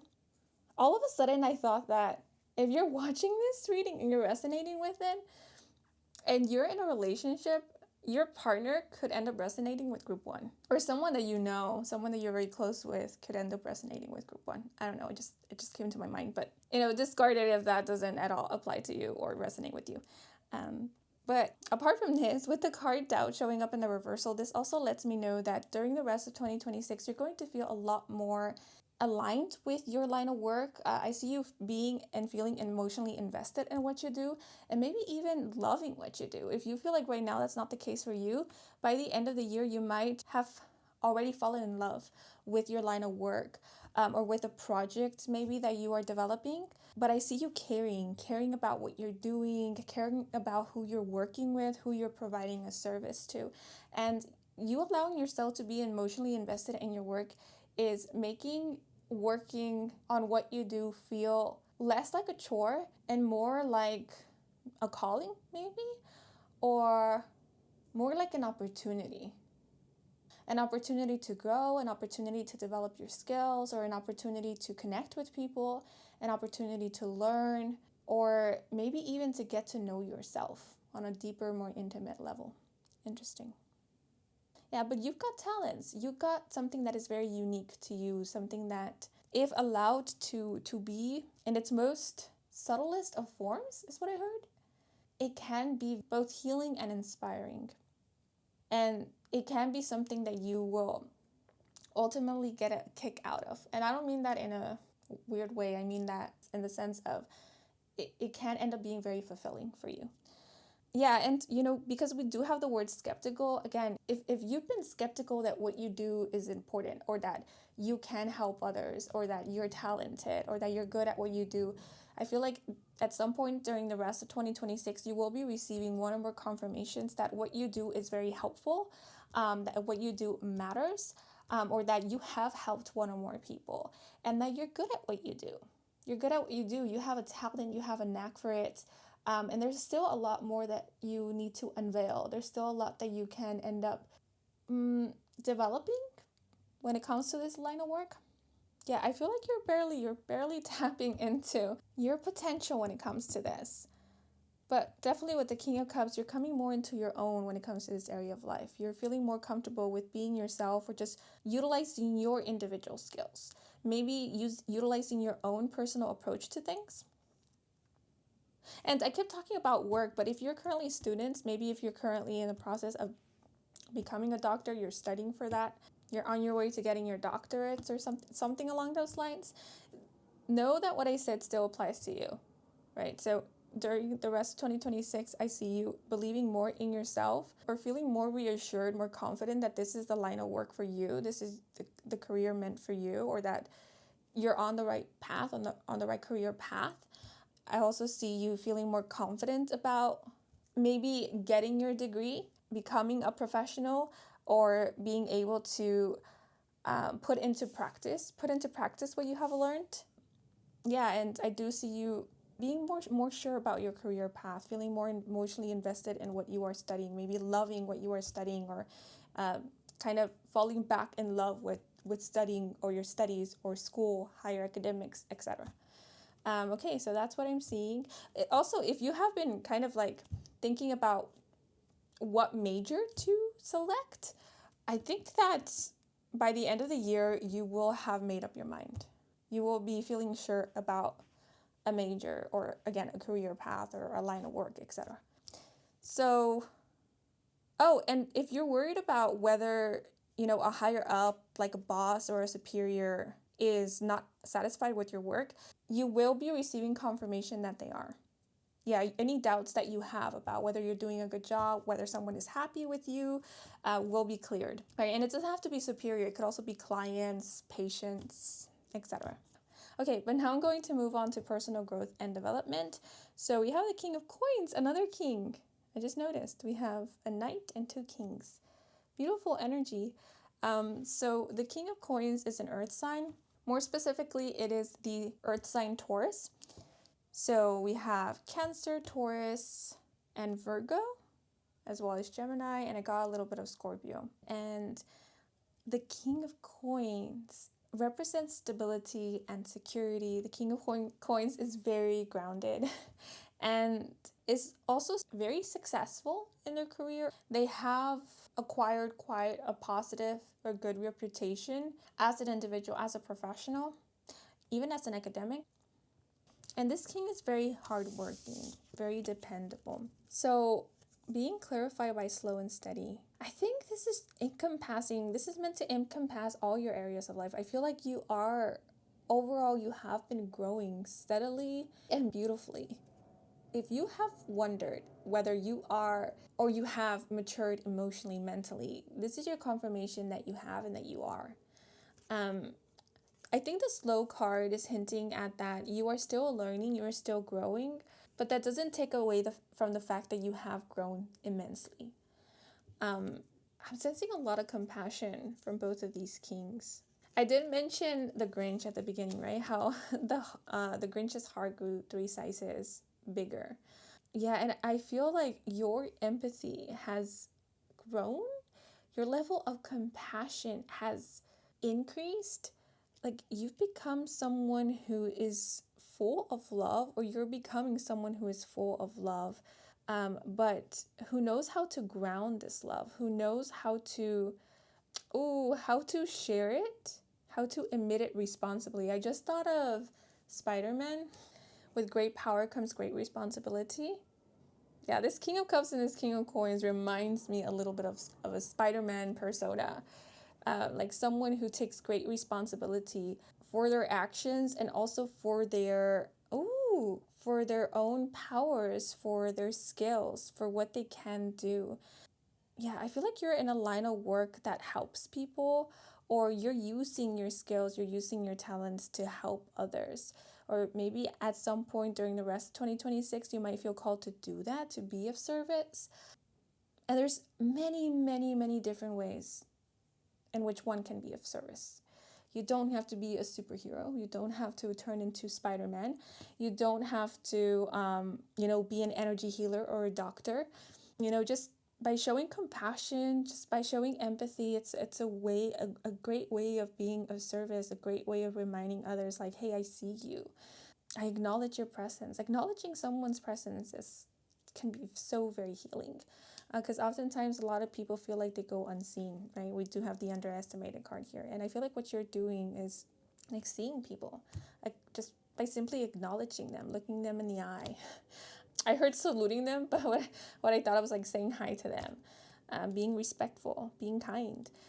Yeah, and I get generosity also from the King of Coins. But apart from that, I feel like you're not only growing in terms of your personal development, like as a person, as an individual, but I also see you growing in your different areas of life. I feel like you have like reached new heights in the area of life, of career, line of work, or you are, or I heard that's your destiny. I feel like you will be. By the way that things are going and moving right now, I feel like you will reach major heights in your career, or you will end up reaching a position of authority or a position where you will be respected, right? A lot of people might end up looking up to you, or respecting you.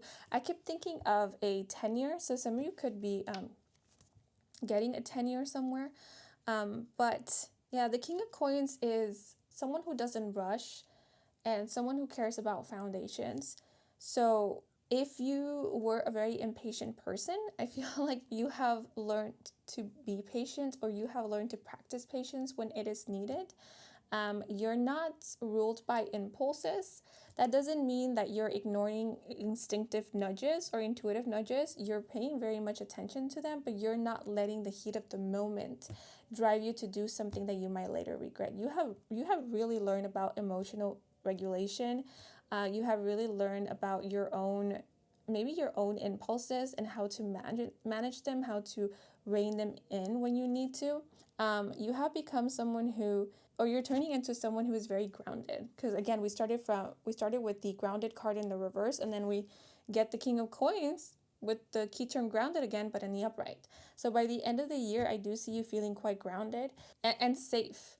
You may also be, by the end of the year, experiencing a lot of stability in your life, or in more than one area of life. So because the doubt card came up in the area of career and studies, as well as finances, if you are currently doubting whether you will make the money, or whether maybe an endeavor of yours will be successful, whether you will be able to profit from a business idea of yours, or profit from your current line of work, or if profit will increase, if you will start seeing revenue, then the King of Pentacles showing up in personal growth and development is letting you know that you will, and you will start seeing this growth, this progress in your finances, in your career throughout the rest of 2026. So by the end of the year, you could be looking back again and seeing or noticing that, yeah, you did experience growth, or that things did improve, or you will leave the year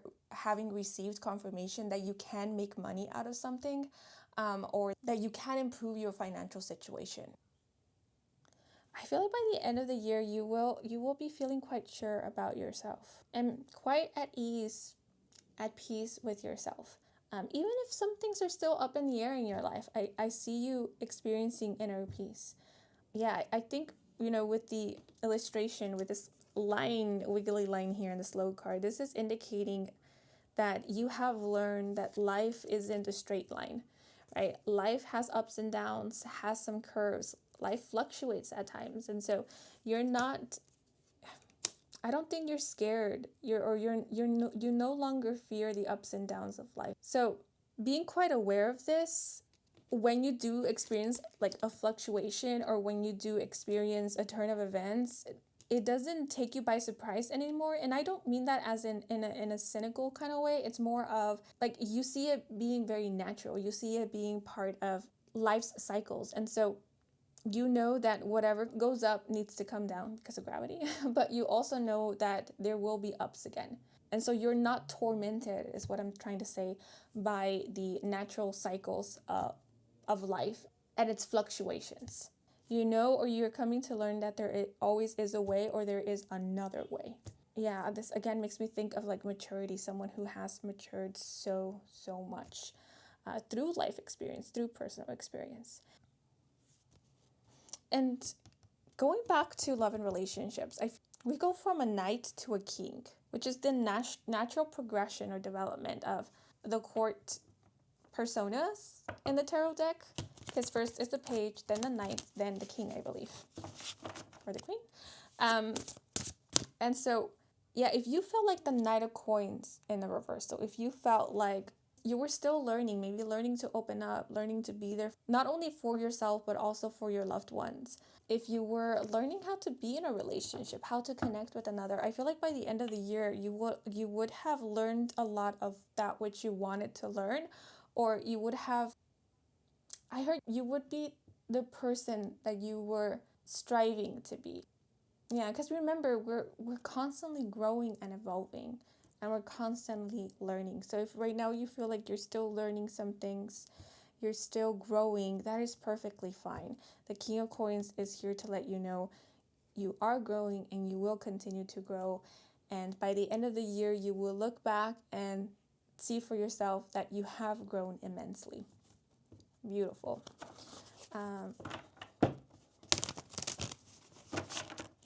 Okay, but now I'm going to draw out some extra oracle cards to get any last messages, advice, and or guidance. Oh, I heard this is quite interesting. You are becoming the person that you want to date. A friend of mine once said that a long time ago. They said, I want to be or become the person who I would want to date. Yeah, and my friend had high standards. Yeah, so if you're looking for security in another, I think that's what you're finding in yourself. You're becoming the person that you admire, that you look up to. And you know what? You already are that person. Because how can I convey this? You know, like when we look at, I don't know if you enjoy watching movies, but you know, in a lot of movies, we get like the backstory of our heroes, and we see how they had to go through so much, right? And how they overcame so much, and it was their willingness to heal and to learn lessons and to overcome obstacles that made them into the person they became, right? The person that we like admire, right? The person that we look up to, our hero in the movie. Right? And so who do we end up admiring at the end? We don't just admire the hero, we admire the person who became the hero, the person who did all of that work, all of that training, all of that inner work, right? And so you are that person, right, who's putting in all of that work. And so it is you right now who is to be admired. So yeah, if you can, if you want to, give yourself a little pat on the back. But let me see.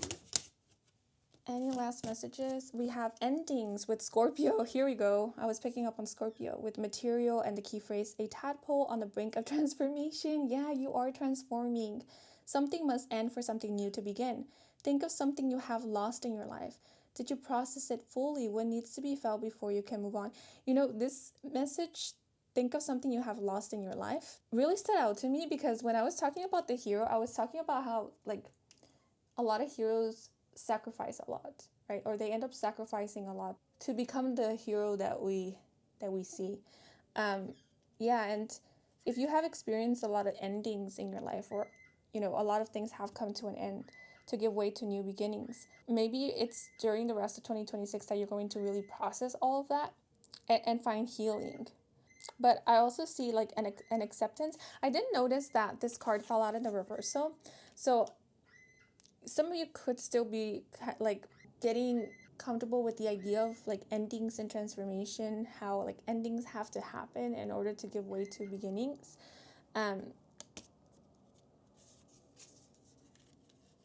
but I feel like that's something that you are doing, and the endings card also having showed up in the reversal lets me know that you are currently going through a transformation, and lets me know that you are ever evolving. Like you are someone who is willing to grow, and you have shown that you have proven that, right? Even though maybe endings might be uncomfortable to you, you are still someone who is very willing to grow, which is just beautiful. And it takes a lot of courage. It takes a lot of bravery to be open to change and transformation. So what I'm seeing is that you are, and therefore you are brave. With endings, how could I explain this? Sometimes endings happen through transformation, and it's not like a definite cut to something, but it's more like an evolution. But through the evolution, something does, in a way, come to an end, like an old version, right? Something no longer looks like how it used to. So you could be experiencing a sort of ending through a transformation at some point during the rest of 2026. And it could be in your relationships, because I did mention like maybe having an honest conversation with a significant other, and having a heart to heart could lead to a transformation, could lead to a relationship deepening, or a dynamic changing or healing. Also, if your standards, right, if you are recognizing now what you want in a relationship, your standards could be changing, and your outlook on relationships could be changing, and that could be leading to transformations in your relationships. Like maybe from now on, you're going to start attracting new personalities into your life, or new type of relationships, ones that are more equal, right? Where there is a lot more reciprocity. I also see you experiencing transformation in your line of work. Yeah, because I feel for a lot of you, the way you feel about your work, the way that you relate to it, will be changing and transforming. I mentioned Spider-Man, and I will say this card reminded me of the most recent Spider-Man movie, Brand New Day. Because I don't want to spoil or anything if you haven't watched it already, but there is this theme of like transformation in order to become a new version of yourself. So that could be exactly what is happening during the rest of 2026. And I feel like it's an ongoing process, because again, the endings card fell out in the reversal. So you haven't reached the last stages of your transformation. I feel like you're in the midst of transforming, but you are transforming, you are evolving. And I feel like something is evolving with you. Could be your relationships, could be your line of work, your career, your studies. It could also be your talents. Like you're getting a better hang of your talents, or your talents, your skills transforming. Yeah, I'm seeing a merge. Like I feel like before you saw your skills as a tool, like something you needed to reach out for, but now what is happening is it's becoming a part of you. It's like you're integrating it. It's becoming more like a superpower, something that you could just call via will, and it manifests. Which again is making me think of like reaching that flow state intentionally, not just when it happens, but reaching it intentionally with intention. Interesting. Maybe because I recently watched the Spider-Man movie, it keeps coming to mind, but I'm getting like superhero vibes, magician vibes, as mentioned before. So maybe some of you like Marvel, or you think of your skills as like your superpower. But we have Paul, just going to say Paul G, I apologize. With go far to go far, exaggerate the subtle, share the unseen, only an outsider sees inward. The fact that the word subtle came through via this card is really interesting to me, because I think I did mention the word subtle or subtleness at some point in your reading. And when I did mention it, I was taken aback because I didn't expect for it to come up, but it did. Yeah, so there's something about like what you do, even though it's subtle, it has a major impact, right? So your powers, let's say your abilities, may not be so flashy, but they're very impactful, right? Again, I'm thinking of a hairdresser who makes their clients feel very comfortable by just talking with them or giving them like what they need, maybe silence, right? So the hairdresser's power could be like their perception, right? Their observation, or the fact that they are an empath. Maybe they can sense when their client is feeling nervous, or when something makes them uncomfortable, and that can make it maybe easier for them to offer their client what it is that they need so that they feel safe being in the chair. Yeah, and that might not be very apparent, right? That might not be very apparent to others, but it's something that, the hairdresser is doing for their clients, and it's to the clients very impactful in a good way, right? So, yeah, I feel like what you do might not be so flashy, right? Might not be on the news, might not be something that everybody sees or gets to see, but it is impactful nonetheless. Yeah, because then we have only an outsider sees inward.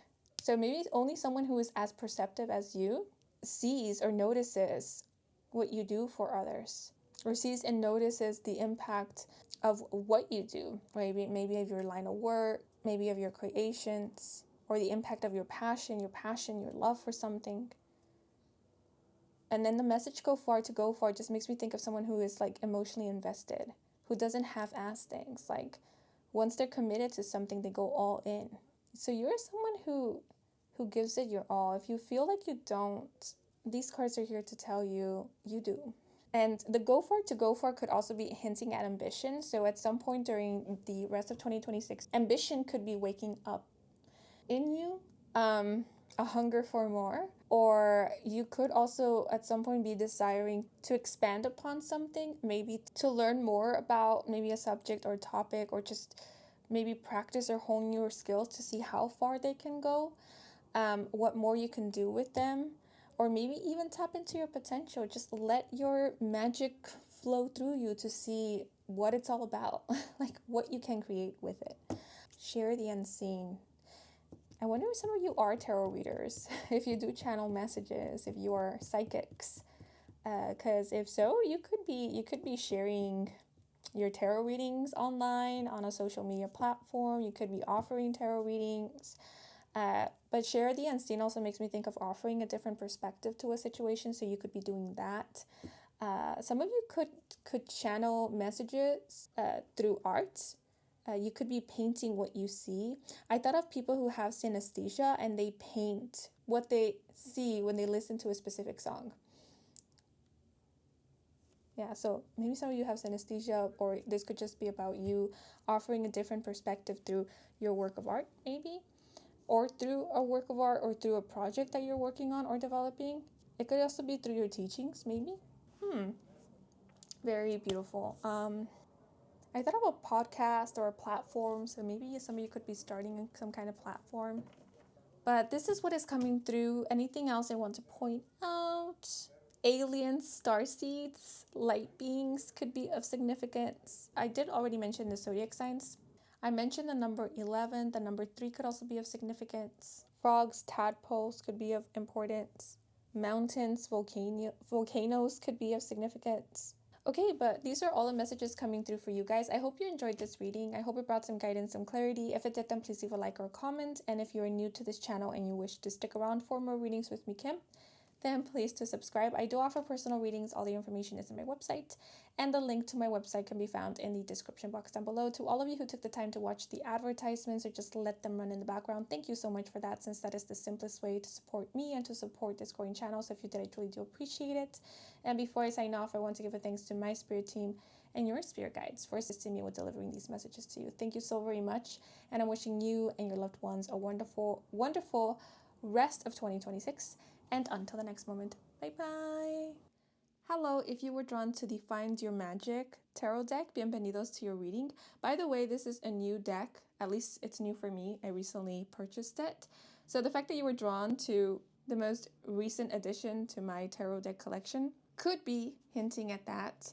You will be sporting or trying something new at some point during the rest of 2026. You could be adding something new to a collection of yours if you have any. But apart from this, when connecting with the energy of this group, the song Sign of the Times by Harry Styles came to mind.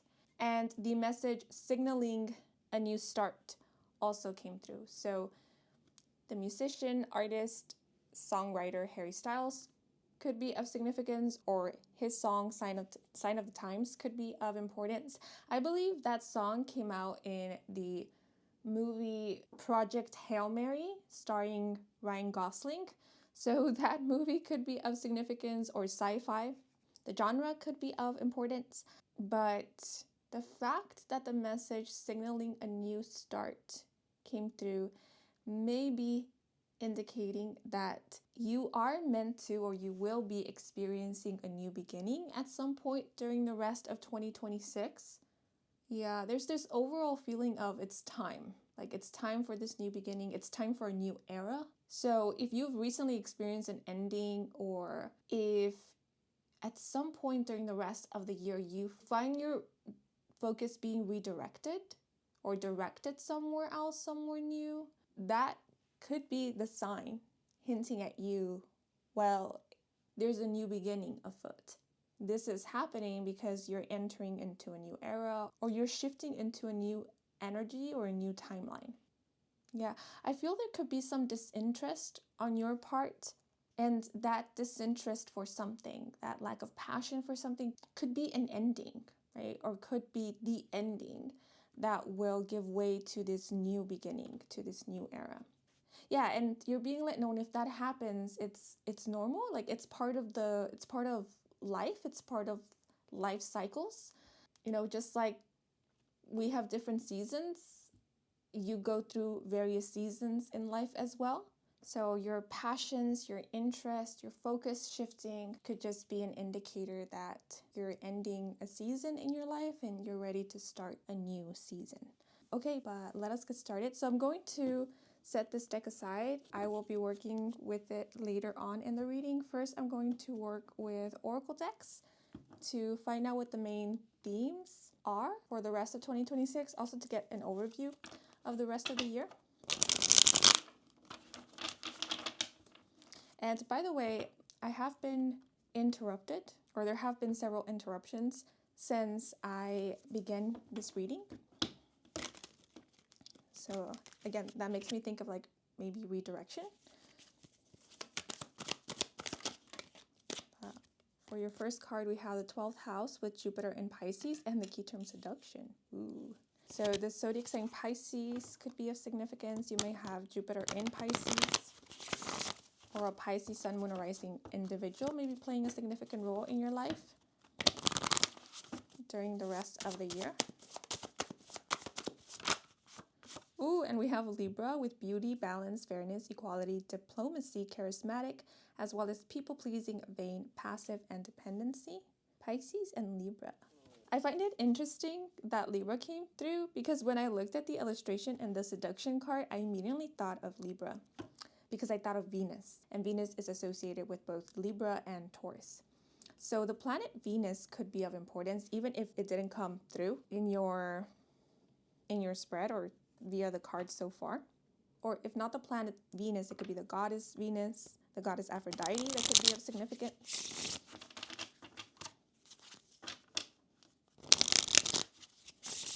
The heart over here made me think of St. Valentine's Day, or a holiday meant to celebrate love and relationships.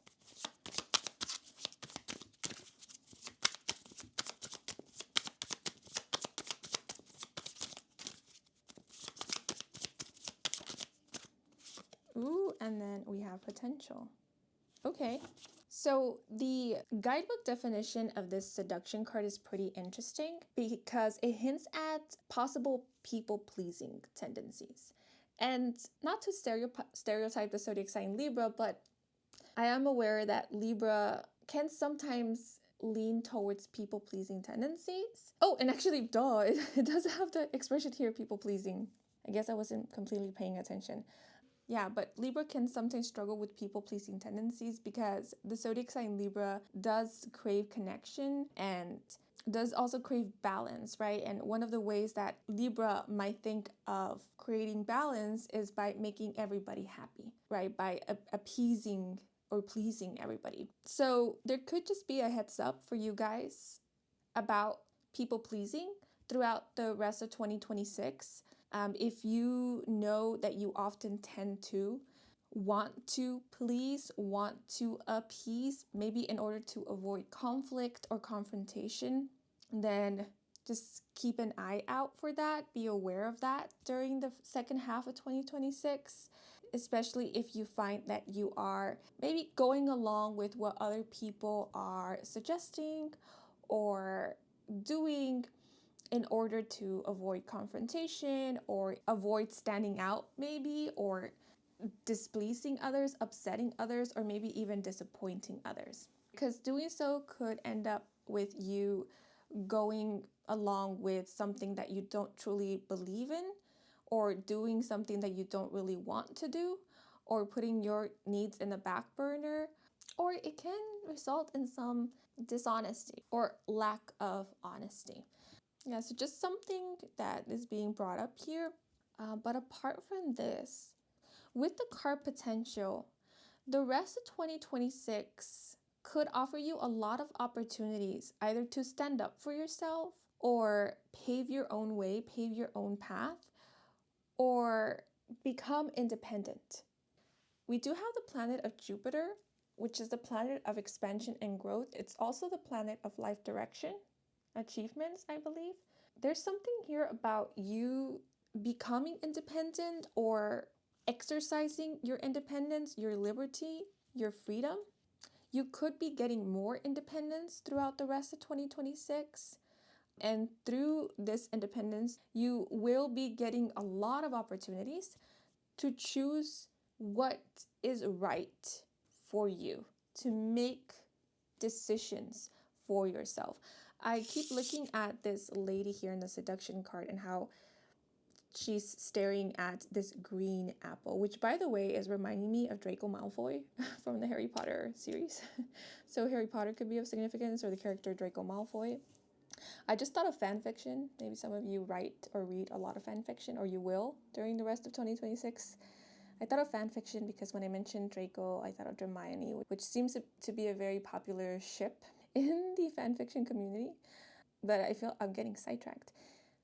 But yeah, this person staring so intently on this green apple is making me think of someone who is deciding, do I want to eat this green apple? Should I eat this green apple? And by the way, the whole apple situation is making me think of Adam and Eve. And I believe, yes, this individual here in the seduction card is meant to be Eve. So the second half of 2026 is about choices. It's about you deciding for yourself what is good for you and what you want to do and how maybe you want to approach certain situations, how you want to maybe live your life. And I realized that this person is in their birthday suit because it's meant to represent Eve. But the fact that we have someone here in their birthday suit makes me think of a rebirth, like someone who has just been born, but more like reborn, because this is a full-fleshed adult. So yeah, the new beginning that was mentioned previously could be hinting at a rebirth or a starting over.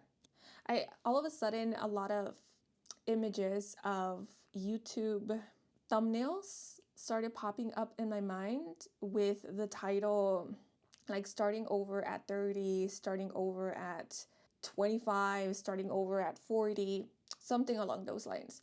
So that could be the case for some of you. Maybe whatever age, whatever stage in life you're currently in, you could just be feeling like you've gotten another chance to redo something, or again, I keep mentioning, to start over, to do things differently. And I feel like this time around, there's a lot more freedom. It could be the freedom to choose now the career that you want to pursue, or to focus on whatever it is that you want to focus on. Or I heard to dress however it is that you want, because again, we have this person in their birthday suit. So it's like they haven't yet decided what their wardrobe will be, what their aesthetic will be. Yeah, so some of you could also be going through a reinvention, right? You could be reinventing yourself. If it's not you, then you could be reinventing something that has become a part of you, like a passion project, for example, or a business or a dream.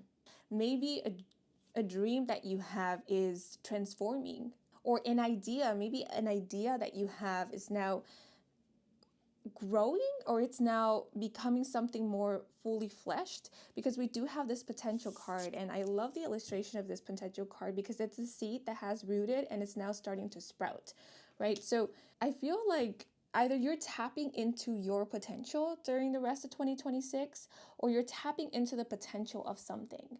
Now that I look at the seduction card, this person looking so intently at this green apple makes me think of like a scientist who has just discovered something. It makes me think of Isaac Newton, who discovered gravity with the help of an apple. I feel like at some point during the rest of 2026, you're going to have an aha moment. And the aha moment will be you discovering the potential in something. Like, oh, I can turn you into this or that. It's like looking at the apple and realizing, oh, this apple has seeds. And if I plant the seeds, it can turn into an apple tree, which will give me even more apples. Eureka, right? So there's something about having like an epiphany or having a realization that completely changes things for you. It could be something like having a mental breakthrough, not a mental breakdown, but a mental breakthrough, or just a breakthrough. And that completely transforming the way that you think, the way that you perceive life, or maybe perceive your current situation. I was about to say that transforms or alters your DNA. Yeah, you could definitely be experiencing a reinvention or be going through a massive transformation, like an inner spiritual energetic transformation that could literally alter your DNA. Because the potential card is also making me think of the subconscious mind, of programmings. And these roots here making me think of neural synapses. So you could be creating new neural synapses at some point or throughout the rest of 2026, which could be altering you. Because I keep hearing in my mind someone thinking to themselves, oh, I don't have to continue living this way. Like, it doesn't have to be this way. Whoa. And that idea, that thought completely changing things for them, right? So I don't know, your life could be doing like a 180 just because you decided to think differently, just because you got a new perspective. This could also be talking about habits, right? Because I'm not sure if that's true, but I believe habits could create new neural synapses. So old neural synapses could be, or connections could be falling away, and you could be building new ones, creating new ones through you creating new habits. And then little by little, as there are more and more new synapses, new neural synapses, your life starts transforming because you transform, because you start transforming. And your life has to match you, it has to match your energy. Yeah, it's a crazy domino effect. Our habits change, and then our routine changes, and then our lifestyle changes, and then we change. Or it could be the other way around. We're changing, and so our habits, our routines, our interests, and then our lifestyle starts changing, and then our life. So that's kind of what I'm picking up here. So seduction could be hinting at temptation, right? If you have already kind of been trying to build new habits in order to release or let go of old habits that you've decided do not serve you, then this seduction card could be hinting at that temptations might pop up throughout the rest of 2026. And these temptations are just the old energy trying to pull you back into it. And the way this person or Eve is positioned in the seduction card kind of looks like they are moving in slow motion or facing some resistance as they are trying to move forward, right? So the rest of 2026 could be you just actively moving away from an old energy or getting out of an old energy, resisting the pull of the previous old or past energy. So sometimes creating change requires some effort. It requires proactivity. It requires initiative and also action on our part. So yeah, this could just be a heads up for you guys that at times you might need to put a little extra effort to resist temptation. That is, aim is to pull you back to previous energies, to previous ways, old habits. Yeah, and this potential card could be hinting at that you have planted the seed for new energy. Like it has already rooted, it's starting to sprout, but still it needs to grow a little bit more. So you still need to water the seed by continuing to build on your current habits, by continuing to feed the current new mindset that is helping you move in a new direction or attract this new beginning.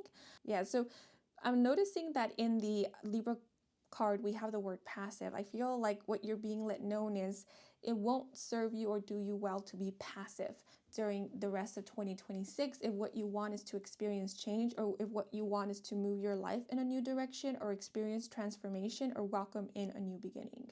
Yeah, if a new life is what you're trying to create, then passivity won't help in you creating this new life. Or if you're trying to create something, like bring an idea to life, it's the very same thing. You cannot be passive and expect for this to just sprout out of the blue.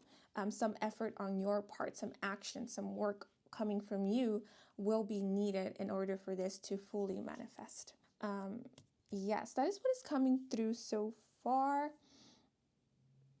And the word repetition is coming to mind. So repetition might help with, kind of integrating a new programming or overriding an old programming. So keep repeating more of what you want to see, keep repeating more of what you want to build upon, and that will help with you removing an old programming, removing an old mindset, or just creating new habits.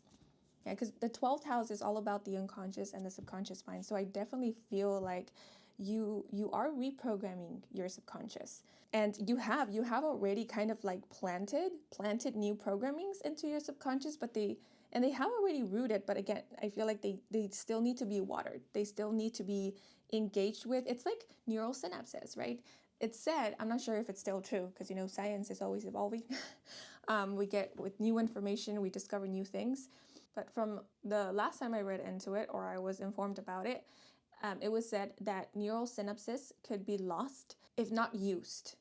It's like a muscle. A muscle weakens if you don't exercise it. Yeah, so in order to keep these new programmings alive, to strengthen them, you need to exercise them. You need to keep working with them, keep feeding them. Yeah, so I see this hinting at that you're taking an active role in transforming your life.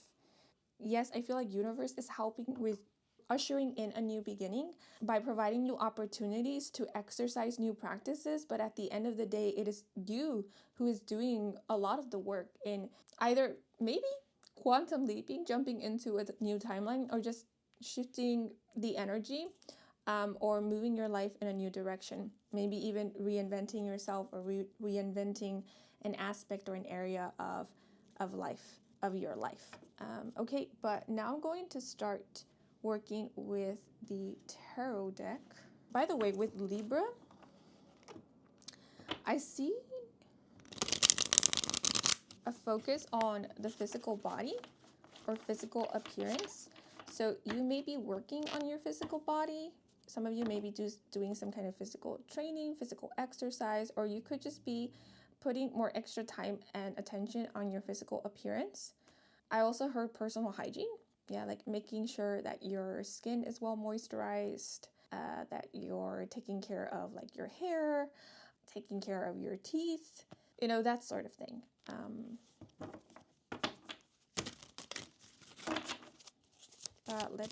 We're going to look at 3 different areas of life. So first, I will pull out some cards for love and relationships, and then I will pull out cards for career, finances, endeavors, studies, and then I will pull out a card for personal growth and development. Okay. And I will be pulling out a clarifier for each tarot card, or for each area of life, more like. So for love and relationships, we have the 5 of Pentacles. And for career, finances, line of work, studies, we have the Tower.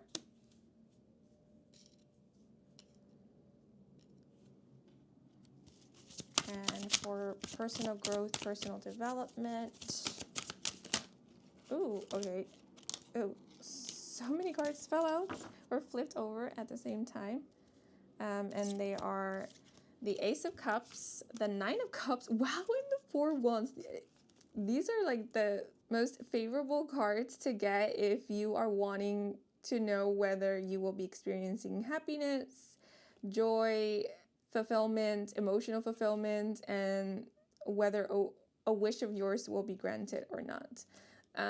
Yeah, so I'm looking forward to interpreting these cards. But I'm going to draw out a clarifier for each area of life.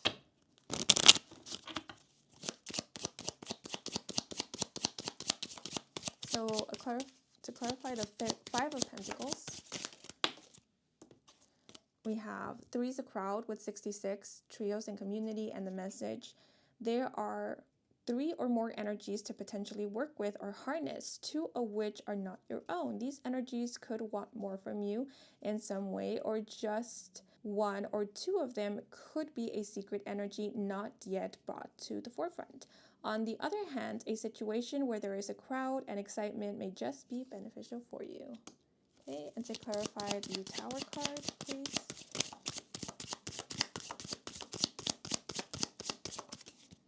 We have emotional with sensitive, the number 43, and the message: treat yourself delicately, avoid force or any tension right now. Emotions could rise. Also treat your relationships delicate. They could be hiding a sensitive feeling within. And this card did fall out in the reversal, so that's how I'm going to interpret it. And now to clarify the Ace of Cups, the Nine of Cups, and the Four of Wands.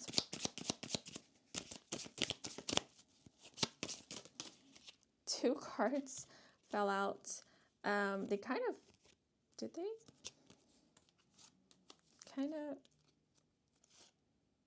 One kind of fell out in the reversal. The other one kind of didn't. So we have friendly with high vibe, kind, generous, number 52, with it's nice to just be friendly, platonic, and kind. Understand though, when you are being taken advantage of, there may be a time where your friendliness can be taken as flirtation or weakness. And we also have hard with rugged, number 26, and the message: submerge yourself in masculine energy, get rough and tough with something you can handle. You can handle some passion and strong force. Touch the hardness of wood, metal, jewelry, kickbox, play a sport, or embrace active sexual activity. Okay, so let us begin with love and relationships. We have the Five of Pentacles, which can hint at temporary struggles or someone feeling left out in the cold. It can hint at abandonment wounds or a feeling of being abandoned, maybe even a fear of being abandoned. So with Three's a crowd showing up as a clarifier, I wonder if some of you have recently experienced a breakup, maybe a falling out with a friend, or if you have felt left out from a community. Maybe there was a falling out with a community or with a group of people. Yeah, because what I'm seeing here, what I'm sensing is someone feeling left behind or someone not feeling included in something, someone feeling excluded.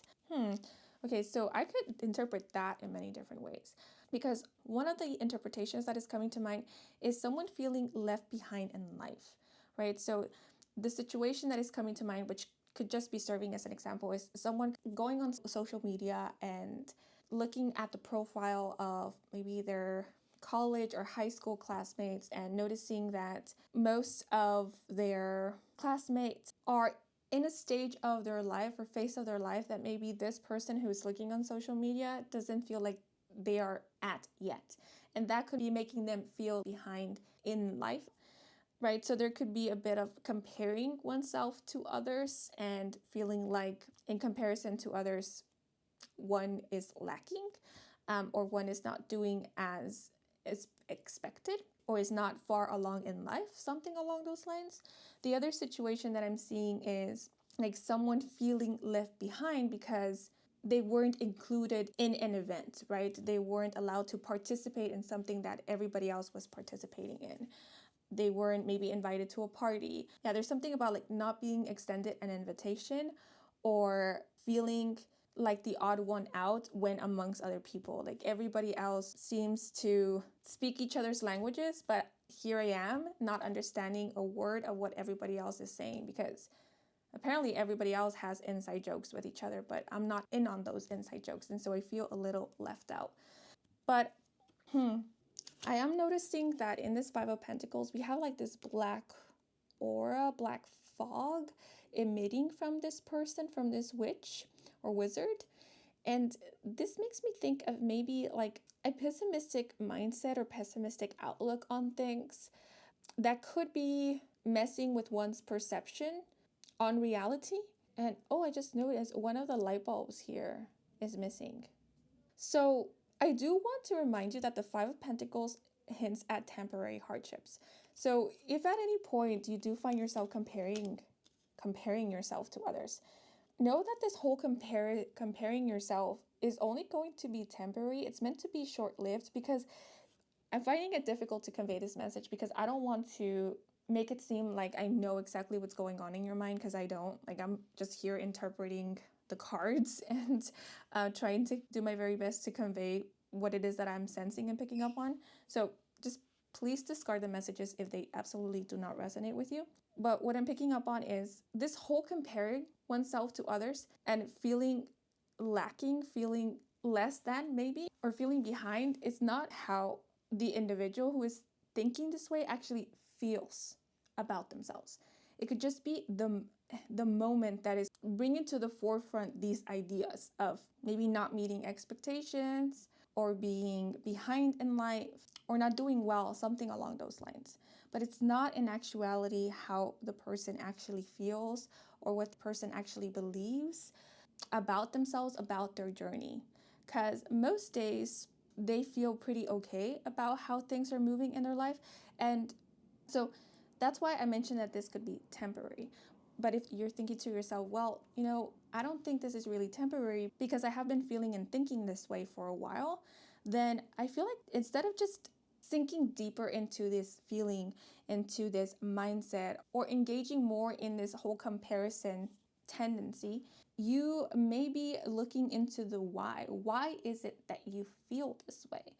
Is it that you feel you are not living up to your fullest potential, that you are not tapping into your potential? Is it that you feel like you are not doing what it is that you love, and maybe that's why you feel a little behind, or you are not maybe living authentically and that's why you're feeling a little left behind?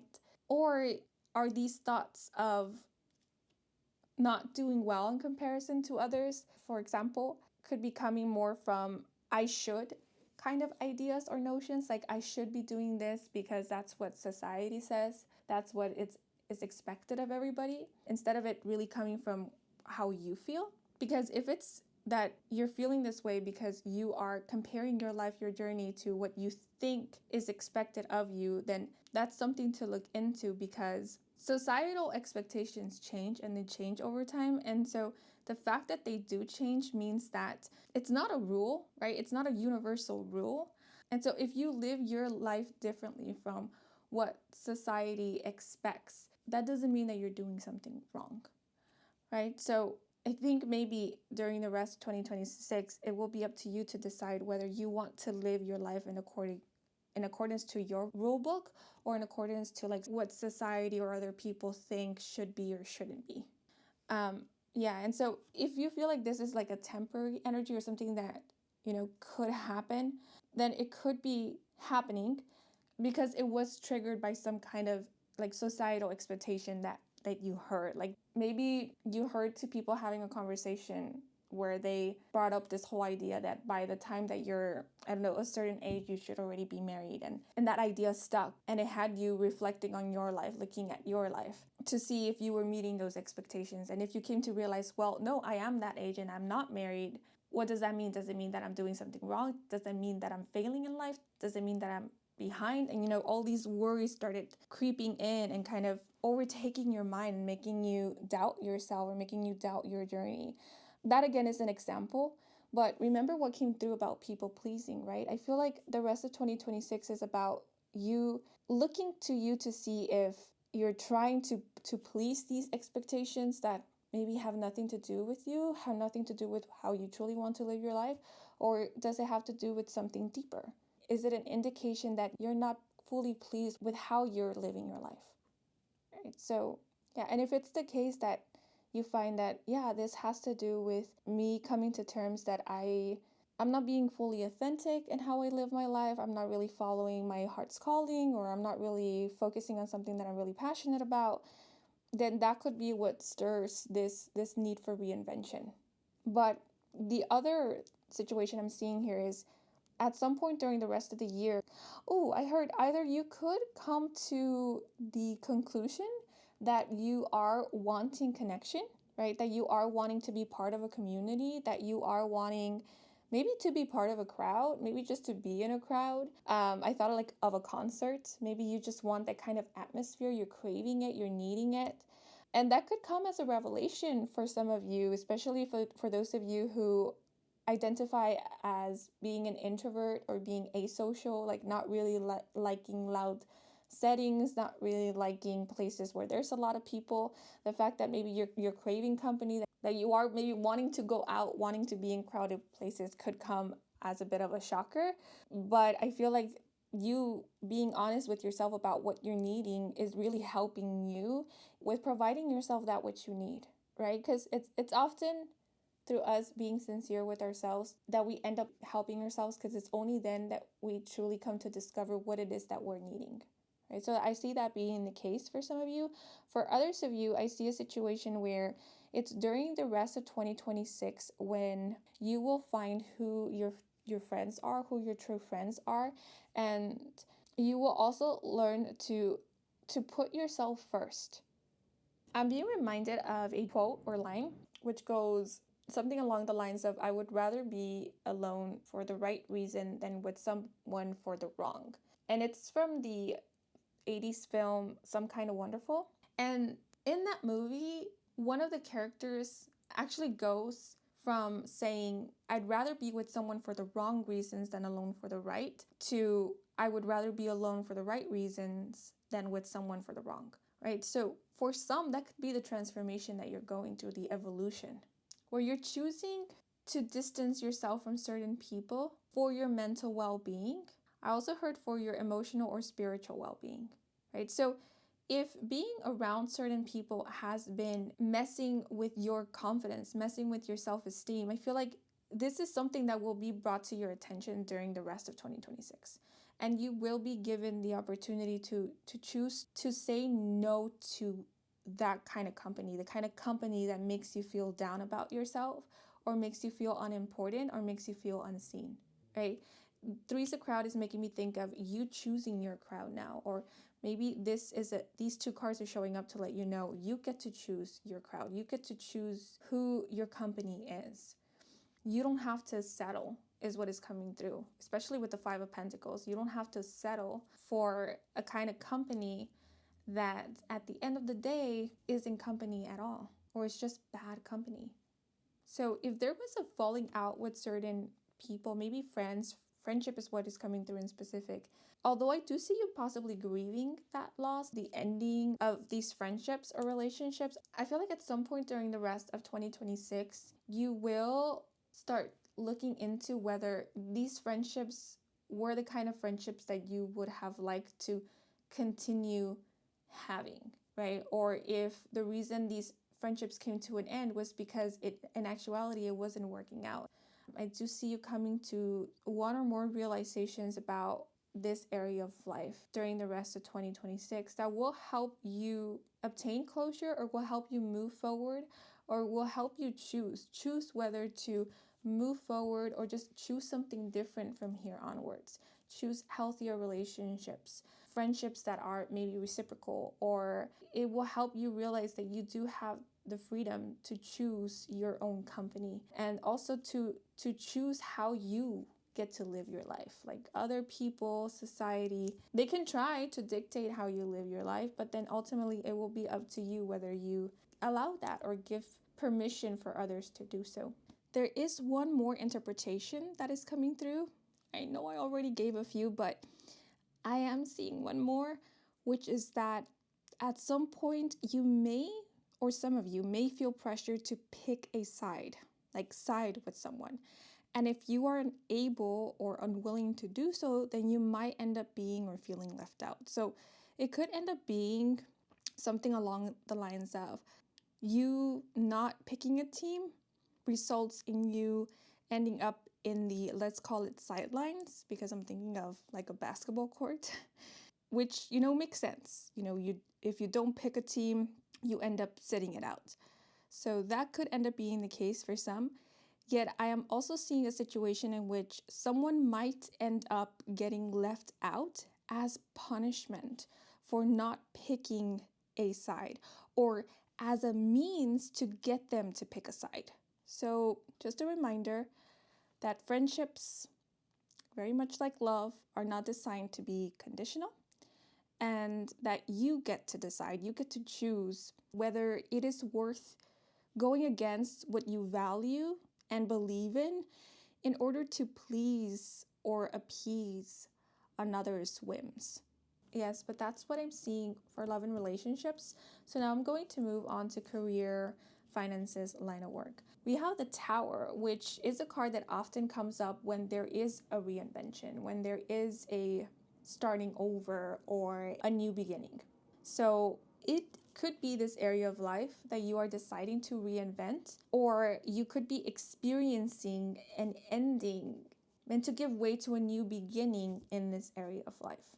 So the Tower card could be hinting at a career change, a career shift, or, I did speak at the beginning how maybe some of you could find yourself disinterested in something that you were very passionate about. And this Tower card could be hinting at you experiencing a Tower moment through your interest changing, your focus being redirected, right? I feel like this Tower card is also indicating that, yes, a season of your life has come to an end and you're about to experience a new season. So yeah, I keep thinking of a career change, career shift. That could be the case, but you could also be just wanting to transform your current line of work. Or if you have a business, you could be wanting to transform your business. Maybe it's not that you're completely closing a shop and, then aiming to open up a new shop or just do something utterly different than what you were doing before. It could just be that you might find yourself tired and bored with the approach that you've had for the longest time, maybe for years. An example that is coming to mind is like tarot reading.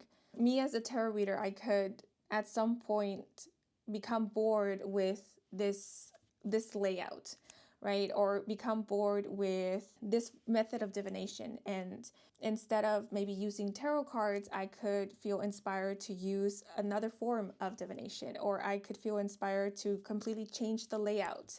Maybe focus the camera on my face and not just on my hands, because I am craving that something new. I am craving some kind of change in what I do, right? That's just an example. That could be something that some of you will be going through, but for others of you, it could definitely be something like completely leaving something behind, like maybe literally closing a shop and starting something new, something completely different. Some of you could be relocating actually, or you could be working somewhere new, or you could be leaving an old job. Some of you could also be training for something different. I thought of like acquiring new skills. Yeah, because this feels like, for some, this feels like a major shift. Like someone who maybe was a doctor or a lawyer now deciding to become a patissier, like a pastry chef, a baker, or someone who had an office job might have decided to quit their office job to open up a bakery or a coffee shop, right? Those are just examples. They are just examples to help illustrate the energy here. But I do see a major shift and or change in this area of life. The way that you work could also be changing. Maybe your work system could be changing, or it might need to change. You might need to change it. I'm also seeing a setting changing, completely changing. I thought of like YouTubers and how some YouTubers have like a set. Yeah, if you're a YouTuber, you could be changing your set, or you may be needing to. You could also be changing the tools that you work with. There might be a need to upgrade the tools that you work with. Some of you might find it necessary to go back to school or take classes, right? Or to get certified, get a certification, get a license for something, in order to be able to continue making progress in this area of life, or in order to be able to take on like something new, a new endeavor, for example. But I find it interesting how the card emotional came out in the reversal, because I feel like this lets me know that even though you will be experiencing a tower moment, let's call it, you won't be feeling very emotional about this. So I wonder if this is something that you saw coming, or you've kind of been preparing for it, right? Or maybe even something that you yourself called in. Because as mentioned before, I was picking up on disinterest. So maybe you have been pretty bored with the same old, and you have been wanting change. You have been wanting an upgrade. And so you kind of been craving this tower moment, been craving this restart. And so when it actually happens, or when you get an opportunity to actually start over, instead of feeling like, I heard like a punishment or feeling scary, it's something that you're welcoming. It's something that you are embracing, or that you're rolling with. I heard rolling with the punches. Right. So there could be some emotion. You could be feeling slightly emotional about this, but I feel like if there is some grief, or like nervousness about this new beginning or this ending that is leading to a new beginning, it's going to be temporary. Very much like the Five of Pentacles. It's going to be temporary. It's not going to last very long, or it's not going to be so intense. The feelings are not going to be so very intense. Yeah. The other situation I'm seeing is possibly some repressing. Yeah, maybe the reason why some of you are not feeling very emotional about this tower moment could be because you're actually repressing your emotions. And I see this being a possibility for those of you who are experiencing or will end up experiencing rapid changes in this area of life, right? Because this makes me think of the hustler who doesn't feel like they have the time, or like their hustling life doesn't allow them the time to just sit down and feel through their emotions. Maybe to grieve or even to worry, because they have to be hustling, because they have to be moving, because they have to move on to the next thing, find the next job. So that could be the case. But now that I mentioned that, what I am now seeing is, if this ends up being the case, it could actually, and this might sound a little strange, but it could actually end up being a good thing, because if you tend to worry about the future, this might keep you from worrying and or stressing out unnecessarily. So if life ends up keeping you busy, that might be very intentional. Like that might be universe's intention, because they know that this will help with keeping you from worrying, or it might even help with you better processing your emotions, is what I heard. Yeah, because what I heard in my mind was someone saying or thinking to themselves, keeping busy was what actually helped me get through that, like get through that tower moment, and or stay on my feet, find my footing, find my grounding once more.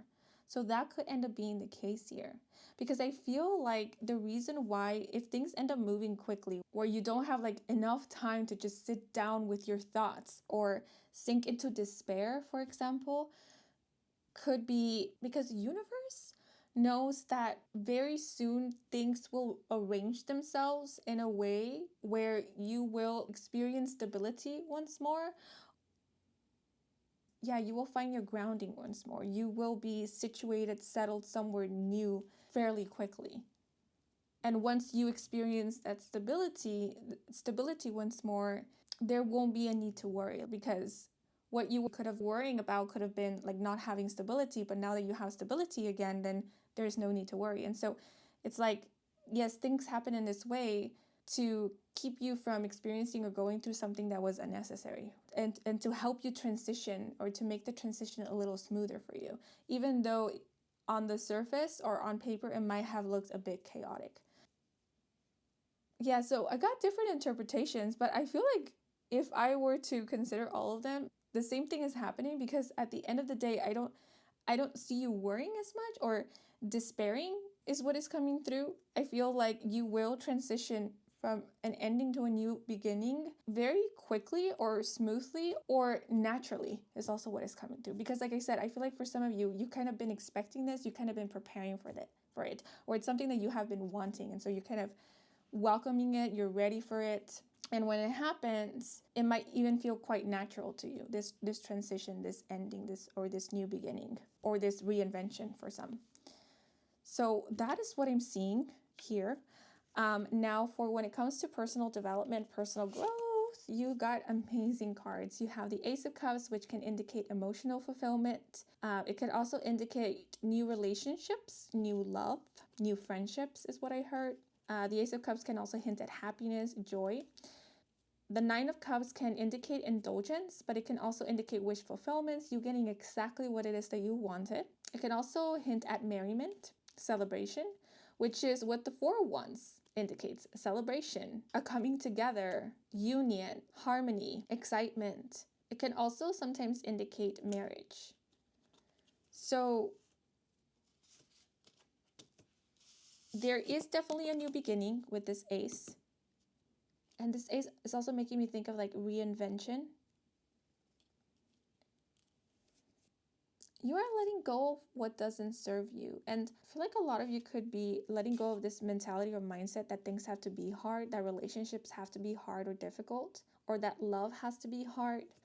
Or if you are of the belief that you are hard to love, you're letting go of that belief.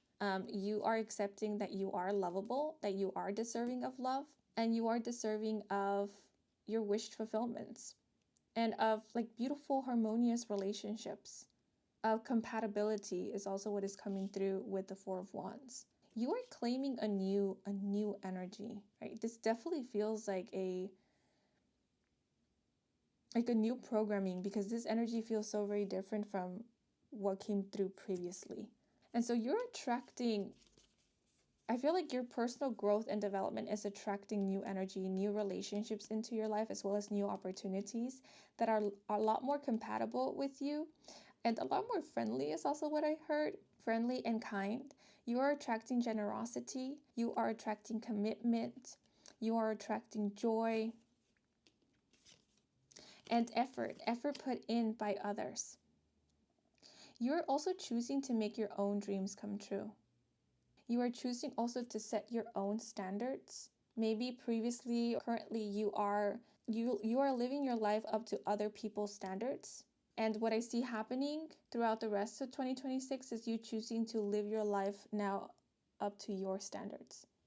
You are choosing your own happiness. So again, maybe in the past or currently, you are basing your happiness on other people's definition of happiness. And if that is the case, I feel like at some point during the rest of 2026, you're going to decide that doesn't serve me, that doesn't work for me. So screw what people believe represents happiness or true happiness looks like, or true success looks like. I'm going to decide for myself what success, what happiness, what joy and fulfillment looks like. And that's what I'm going to either strive for, or that's what I'm going to create more of in my life. And this wheel here in the background of the Nine of Cups card is really standing out to me, because it's reminding me of the Wheel of Fortune, which is a card that represents changes, the ending of cycles. It also represents just cycles. So I feel like you are embracing or entering a new cycle of your life, but you're also embracing change. And if you were of the idea that happiness is something that you achieve, it's like an end goal, I feel like at some point during the rest of 2026, you might change this idea about happiness being something that you need to achieve in life, like it being an end goal. Because this wheel made me think of like experiences, like just living in the moment, realizing that happiness is something that happens in the moment, and it's something that we can create at any moment. It's something that we can experience at any moment, instead of it being something that could only be reached at one point. This also made me think of letting go of the baggage and letting go of that which was holding you down or making you feel as if you weren't enough, or you weren't doing good enough, or making you feel like your life wasn't enough, right? So this could be like relationships, this could be environments, but it could also be mindsets. It could also be programmings. It could also be beliefs that were maybe making you look at your life and deem it unworth it, or deem it not good enough, right? A belief, an idea, an expectation could do that. And if that was the case for you, I feel like that's exactly what you're letting go of. You're not letting that dictate how you perceive and view your life and feel about it, right? It's like I see someone taking off like goggles or like glasses that were given to them by the Matrix.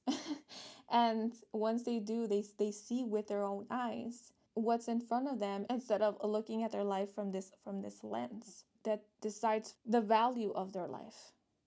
Yeah, so some of you could be getting out of the Matrix. Yeah, but this just feels like you paving your own way, you letting go of subconscious programmings that were making you feel pretty sucky. And with the Ace of Cups and the Four of Wands, I do see you feeling happy, feeling joy once more. This could also be about you getting your spark back, but I also see you either attracting new connections that are harmonious, that are fulfilling, that are very loving and feel unconditional. Or this could be hinting at that you will be focusing now on the relationships that do fulfill you. Yeah, I see a shift from someone begging for love to now just receiving love. Right? There's no more chasing. If you were chasing certain people, hoping to receive their affection, I see you no longer chasing those people and instead focusing on the people who are there for you, focusing on the relationships that are healthy and healing to you and fulfilling to you. And one of those relationships could be the relationship with yourself. You could be giving yourself the intention that you yourself have been craving from others, or maybe even from yourself. And that is making you happy. The hammer here also makes me think of working on current relationships that you have that again are healthy, that are fulfilling, like focusing on and working on that which is working in your life and making improvements where you feel like improvements could be made, but you're doing so with joy, you're doing so with happiness, not with judgment, but just with this desire, to water your plants. Yeah, because literally we have flowers here, happy flowers. So it's a desire to feed and nourish and nurture that which makes you happy. This is all about choosing happiness. Happiness and kindness also. And you're definitely by this point not comparing yourself to anybody else and not allowing any kind of, I heard in my mind foolish, but just expectations dictate how you get to live your life or how you perceive your life. So that's what I'm seeing. The Ace of Cups also made me think of affirmations. So you could be changing the way that you talk to yourself, the way that you think about yourself. If you were very harsh in the way that you talk to yourself, that is changing. If you tended to put yourself down, that is changing. I see you now choosing to uplift yourself and choosing to uplift others as well. I see it being a joy, being such a joy to uplift others. And it's not about pleasing. It's not about uplifting in order to please other people, but rather it's more so about wanting to uplift others just because uplifting others feels good. And now that I look at the card hard, this could also be hinting at that you're no longer running away from that which is difficult, like confrontations, right? Like getting real and honest with someone, right? You're not running away from hard or complicated conversations. The Ace of Cups can speak about vulnerability and opening up. And so, yeah, one of the aspects of your personal growth could be you being more comfortable with opening up and sharing your feelings and sharing your true, real thoughts about things, and not running away from confrontation, not running away from difficult conversations. Ooh, what else is coming through is that you're placing your happiness in your own hands. You're not leaving your happiness in the hands of somebody else. Maybe if you did that in the past, you come to learn that that's pretty dangerous and it's not very sustainable, and that it's also not fair to you and not fair to anybody who you decided to place your happiness in the hands of. And so now, or throughout this rest of 2026, you're choosing to place your happiness in your own hands. And that also makes me think of you like placing your destiny, because I thought of the wheel here, again, the Wheel of Fortune, in your own hands. But now I'm going to draw out some oracle cards to get any last messages, advice, and or guidance for you guys.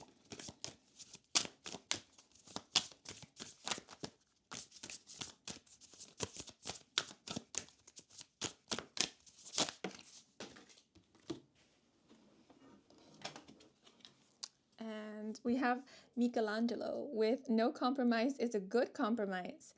Blemished origins do not negate flawless conclusions. Wow. Become ill with unhealthy perfectionism. Yeah, so this makes me think of having perfectionistic tendencies, or this idea that things need to be perfect right from the get-go, or just having certain idealizations that instead of helping you grow, make you feel stuck in life. Because what is coming through in specific is like someone comparing their life, their journey to an idealization of what life should be. And instead of that empowering them to grow or to improve or something along those lines, it disempowers them. It could end up with having the person look down on their own life and their journey. You know, what I thought of as an example is someone at a restaurant, and the whole time while being in this restaurant, they are looking at somebody else's dish or plate. And they're thinking, man, I wish I was eating what they're eating because it looks so good. And because they're so focused on the other person's plate, they don't end up enjoying their plate because they're not really paying attention to it. And what's interesting about this whole fictional scenario is that they don't even know what the other person's dish tastes like.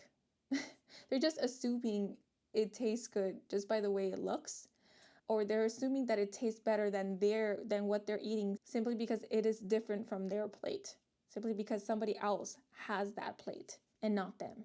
Yeah, so just be careful with certain idealizations. Maybe that's a suggestion. See if you're looking down on certain areas of your life, or maybe even on yourself, because you assume that something is far better than what you have. Right? This whole Michelangelo card makes me think of not knowing what you have until it's gone, or not appreciating what you have because you're busy looking somewhere else. So yeah, this is just something that came through. And if it resonates, if it rings a bell, maybe it's something to keep in mind throughout the rest of 2026. But you know, talking about all of this, it also makes me think that you will be appreciating certain things about your life. You will be finding the beauty in certain aspects of your life, even in yourself, or people who are around you throughout the rest of 2026. So yeah, you're gaining new perspective, new perception on things throughout the rest of the year. Yeah, because no compromise is a good compromise made me think of someone finding that there is nothing they want to change about their life. Nothing they want to change about themselves. That doesn't mean that they're not open to improving, making improvements. It's more about understanding that, yeah, I feel blessed. I feel blessed with what I have. Or things are moving in a positive direction. So that's how some of you could be feeling at some point during the rest of 2026. So let me draw out another card.